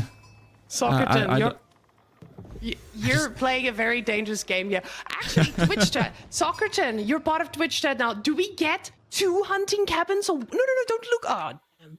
I was gonna tell our observer not to look. Look away quickly. No. I was gonna ask if we're getting 2 or 1 hunting cabin, because that's been the biggest question about Bruce in the early game. To be seen. I think the 2 is honestly such a good choice. Getting the extra gold. I don't know why you wouldn't want to do that. But again, look at the spawn though. Like, where are you going to put that second town center? Where are you going to put all your farms? Trade on this map. If you wall it, it's not a great map for trade, but it's up in the corner kind of. I could see it happening. I wouldn't doubt. I honestly, I think if I were playing as Abbasid, that's probably what I would do. Honestly, is go trade. There's something you're missing when you make those statements. You know, there's a reason that you are not playing in this tournament, right? This is true. Both of us sitting here at the caster desk and we're like, actually, I really think the trade would work. And here I am advocating for the ban of all trade. Now, if it happens, if I'm right though, what if I'm right? I mean, don't hate me if I'm right. Then I think this is up to Twitch chat, guys. We need a reward here, but yes, if there's one person who's gonna trade, it might be coRe. If between Mio Micah and coRe, yeah, those 2 boys, they've got some spice in them. And you know, it's actually pretty funny because coRe is pretty tame as a human being. He's German, so you know, he's pretty mild. I've been spending a lot of time with the Germans, and I must say, very nice, calm people most of the time. So I don't know if coRe is that spicy, but we'll find out. Economic wing. Thank Economic wing. goodness. Ha ha! Take that, trade wing enjoyers.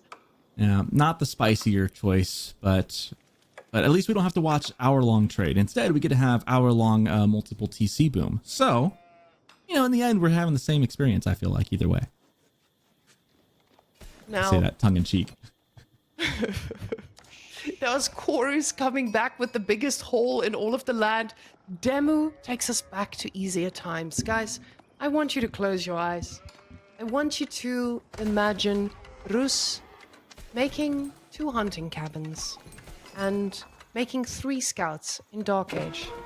No, this is not a nightmare. This is just the standard Rus way. Because when we have 3 knights, we have a lot of deer coming right back to us, just how we like it. And Abbasid, back in Season 1, we're making many TCs. And just like that, Horse Archers will flood the map. Horse Archers are everywhere. And coRe is just making a lot of villagers.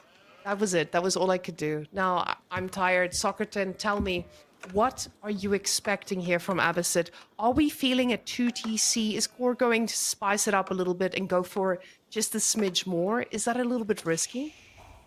I think it is a little bit risky, but you're also on all-tie. I think he goes for a second TC right off the bat, as we expect. I think he will add a third one eventually.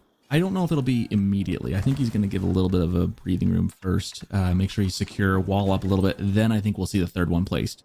But he could be spicy and go straight for 3. I don't know. When I predict things, I don't know. It's like a coin flip if it's going to happen or not, but we'll see.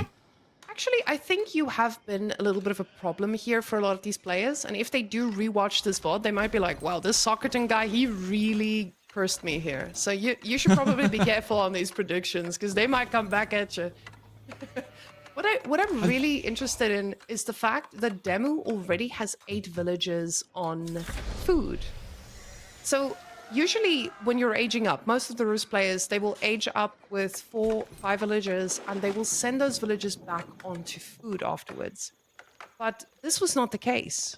He's already drowning in the food. And is this then one of those instances where he's going to sell the food to go fast castle? Or is he actually going for pro scouts? Because 3 scouts, you usually feel like, yes, I'm gonna go for pro scouts. But now, it doesn't seem to be the case. He has not sold. He's sold. Okay, we see wood being spent, and that's just gonna be a tower. So this is a pretty ballsy way of going fast castle. I'm excited to see what this holds because coRe, he's going to need to find an answer to a lot of knights / horse archers. Little half wall to start. I like that idea. He needs to wall, and that's the first thing. Is you got to close off your base to make it so you're not as raidable. We see the beginnings of that here, that little wall between the stone and the mountain. I actually really like the placement of that. Force any units to come around the TC, even though it's just an extra TC, not the landmark town center. Not going to be as dangerous, but every little bit's going to help. If he can just hunker down and keep his base small, it's going to make DeMu's ability to do damage more difficult. The tricky thing is you got to be careful not to cede too much map control. So I'm curious how coRe wants to play this. No scouts. Now, the scout battle was a little intense. Sorry, guys, ladies and gentlemen, we just have to wait for a moment here as the scouts were calling for a pause. They felt that that fight was unfair as one of them had a 0.1 second advantage, and this might go down in the history books of scout deaths. Yes, poor scout is dead. I repeat, poor scout is dead. DeMu has prevailed.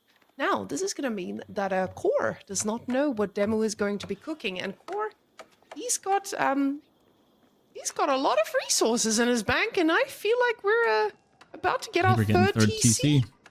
Very nice. Now, I think that's right. Where's he going to put it? Oh, on the other side of the wood. Okay. Now, with all of these TCs around the map, this feels pretty good for coRe. It's good. We paused the game a little bit just so it doesn't feel too good.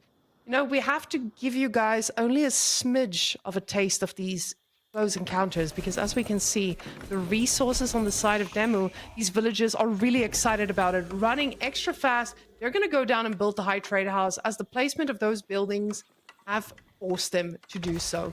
Now, the high trade house coming in with 11 means the horse archers / knights are nigh. We will see. And don't worry, guys, I will be doing a Rus accent the moment the military units arrive. But of course, ready for it. DeMu, I think, sees what coRe is doing and knows that if he times this right with, and that's why he's going for 11, he can time this right, get units in the base ASAP. He can lock down Abbasid's 3TC play in a real quick and a hurry. And I think that's what DeMu wants to do. He's trying to get as much damage as he can right now with those scouts. And again, once the units from Castle Age start rumming in from DeMu, coRe's going to be in a tricky spot. If he can hold this, it'll be great. But the question is a big if. Can he hold? We've seen him do it with English. Can he do it with Abbasid? That villager might need to be out of there. I love this from DeMu. He is playing a little bit of a dirty game, and I'm loving it. The amount of scout action we're getting here. Villagers got a shiv out, but he's stuck there. These 3 scouts surrounding from every single angle. And he knows how to break free, though. As we can see, he pulls out the shiv on the low HP one, and the rest of the scouts are trying to fight back just a little bit. That villager can be spicy and fight back, and one of the scouts will go down. That is the villager of the century, but he will pay a very dear price as the scouts are just hammering away at his pretty little head. He's trying to get back to safety, but the blades have landed, and the villager is dead. Yes. No, not all heroes wear capes, you know. Sometimes they build walls and pull out a shiv. We don't have any horse archers or anything. We just have a lot of relics going over to the side of DeMu, or securing one of them inside his base. Very nice. Very nice.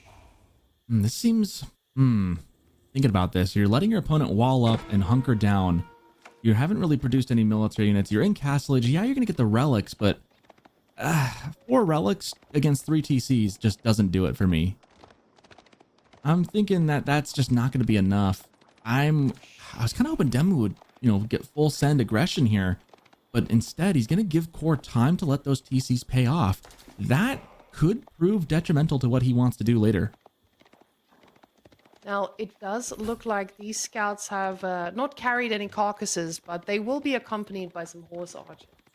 So, in this case, I feel like with these horse archers, he is going to struggle to find an opening. Obviously, because there are walls, and horse archers, even though they're really cute and they have, arrows and stuff, they don't do too well against walls. So, walls being the ultimate counter to the horse archer meta, coRe has that down. And he's got the amount of villagers down as well. I know that there's always this timing people talk about when your opponent's going to TC before it pays off.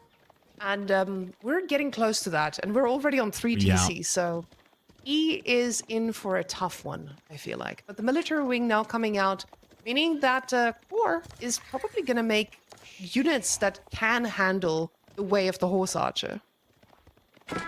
I am very concerned for what DeMu's game plan here is. When you see 3 TCs and you're just 1 TC fast castling, you got to do something with it. Your opponent's just going to match the castle timing, and then all that you're going to have is you'll have a little bit of extra resources, but then your opponent's going to have 3 town centers. He's already got 58 to 37 as far as villagers go. Obviously, DeMu doesn't know the exact number of villager difference, but you have to have an inkling that Abba's just going to start getting ahead, and that is going to be a problem. Now, with these horse archers, they're just noticing, hey, we're not going to break through here. The scouts are here to support those, so these boys will be helping, but we also have men-at-arms that will be supporting these guys. So he is feigning a pretty massive investment into these horse archers, and this is what you expect to see from Rus. Just a lot of horse archers. So this could come in as a little bit unsuspecting, but now with the archers from DeMu as well, as a Rus player, you don't really get anything from all these archers, right? You're already going to be up against composite bows. You're going to have a pretty hard time trading out against these, but with the men-at-arms, you're going to have a good time. Well, and coRe's going to have the horsemen for those archers as well, and it won't be hard for him to just add crossbows or ghulams if coRe so desires. So I'm not quite sure what Rus is going to have as a leg up. I mean, he's going to have 4. He's got 4 of the relics. That's great. Against 3 TCs, you got to the horse archers, you're kind of pestering a little bit, but man, if I'm coRe, I'm feeling really good right now. I'm feeling really, really good. I think one thing you can maybe try for is if you're DeMu, I don't know why he hasn't captured the sacred sites yet. Now, to get those guys over there. Exactly. He's just as you called it. It There we feels go. like you should be a coach here. Poor guy. I'm He's not good just- enough to be a coach.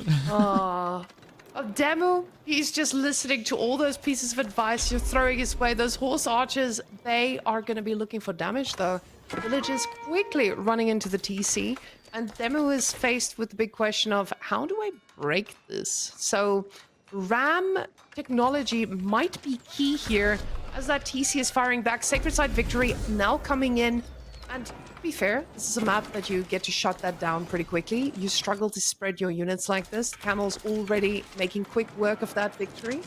And now the gate is under siege. +1 ranged attack also coming in to accompany all those ranged units.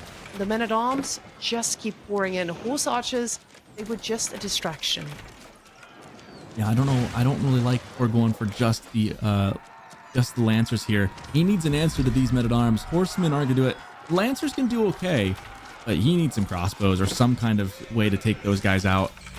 Meanwhile, DeMu diving the base.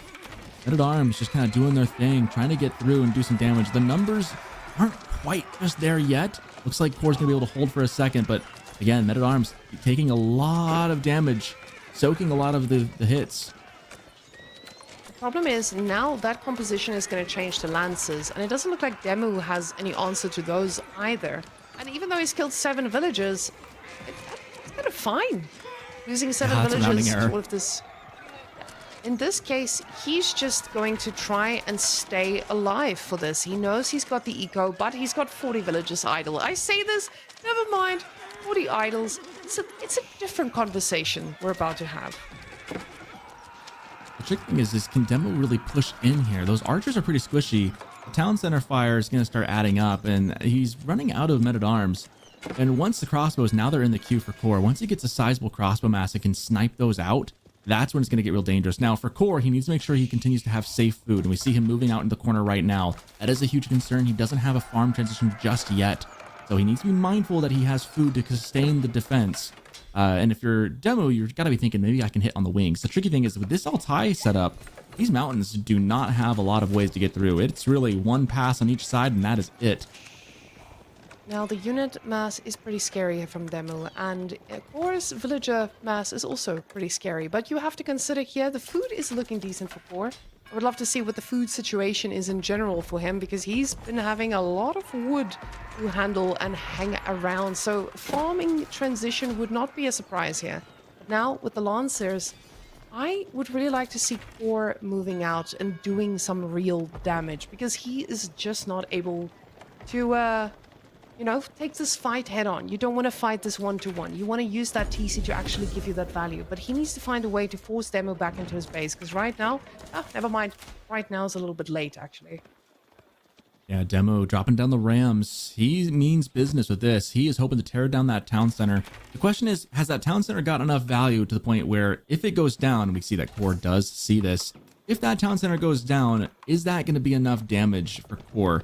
He's had them for a while. He's up almost double the villager count. But of course, as DeMu starts moving in here, the town center might be just the first target. We'll see how well core can handle as he sends the Lancers on the other side to try and raid at the same time. And here we go. It's a speed bump of a palisade wall, and they are inside the base. And they get the first TC. They probably will. Now, we do have a little bit of a split action here going on as core is doing the counter raid, but these Rams, 3 Rams, is just the right amount to actually make this a quick dead TC. The problem is now, the men-at-arms have no answer just yet. The crossbows are trying there at the back their best to shoot this. There's just so many of them, and the archers from Roos, they're just target firing anything who dares shoot at their men-at-arms.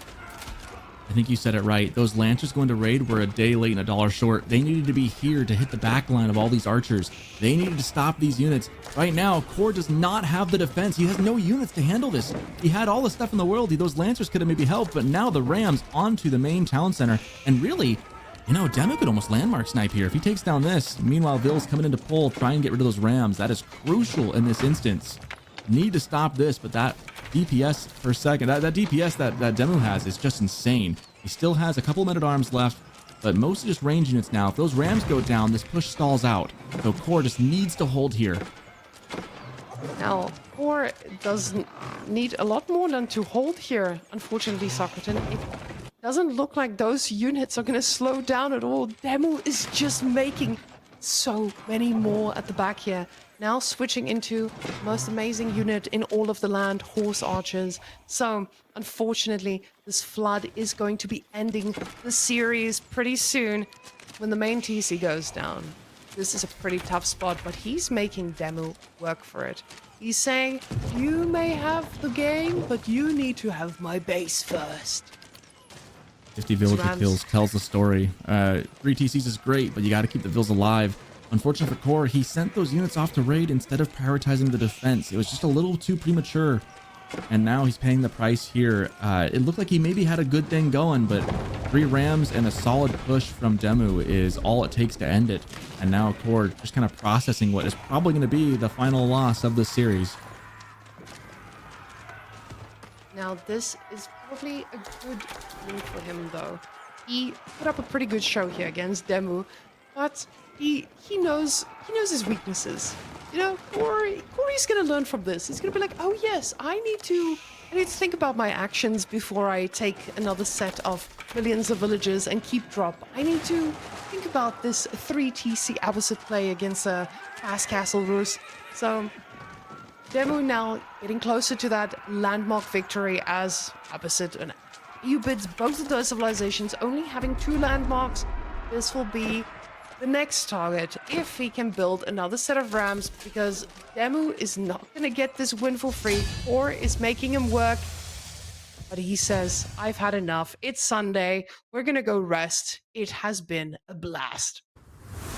Yeah, what a good game. No, I was a little worried DeMu was being a little too slow into the pressure, but thankfully he was able to ramp it up at the right time, and coRe just, I think he overestimated how good his eco was there. He didn't prioritize the military when he got into Castle Age. I think that had to be, that's probably the biggest mistake there. coRe needed to really focus on building a massive military the moment he hit Castle, knowing that that push was going to be coming. Instead, he drops the final game to DeMu within 20 minutes of this one. What a good series, though. I mean, taking one from DeMu is something that coRe should feel really proud about, and especially some of these other games were close. There were some close games, and a really fun series overall. Now, these guys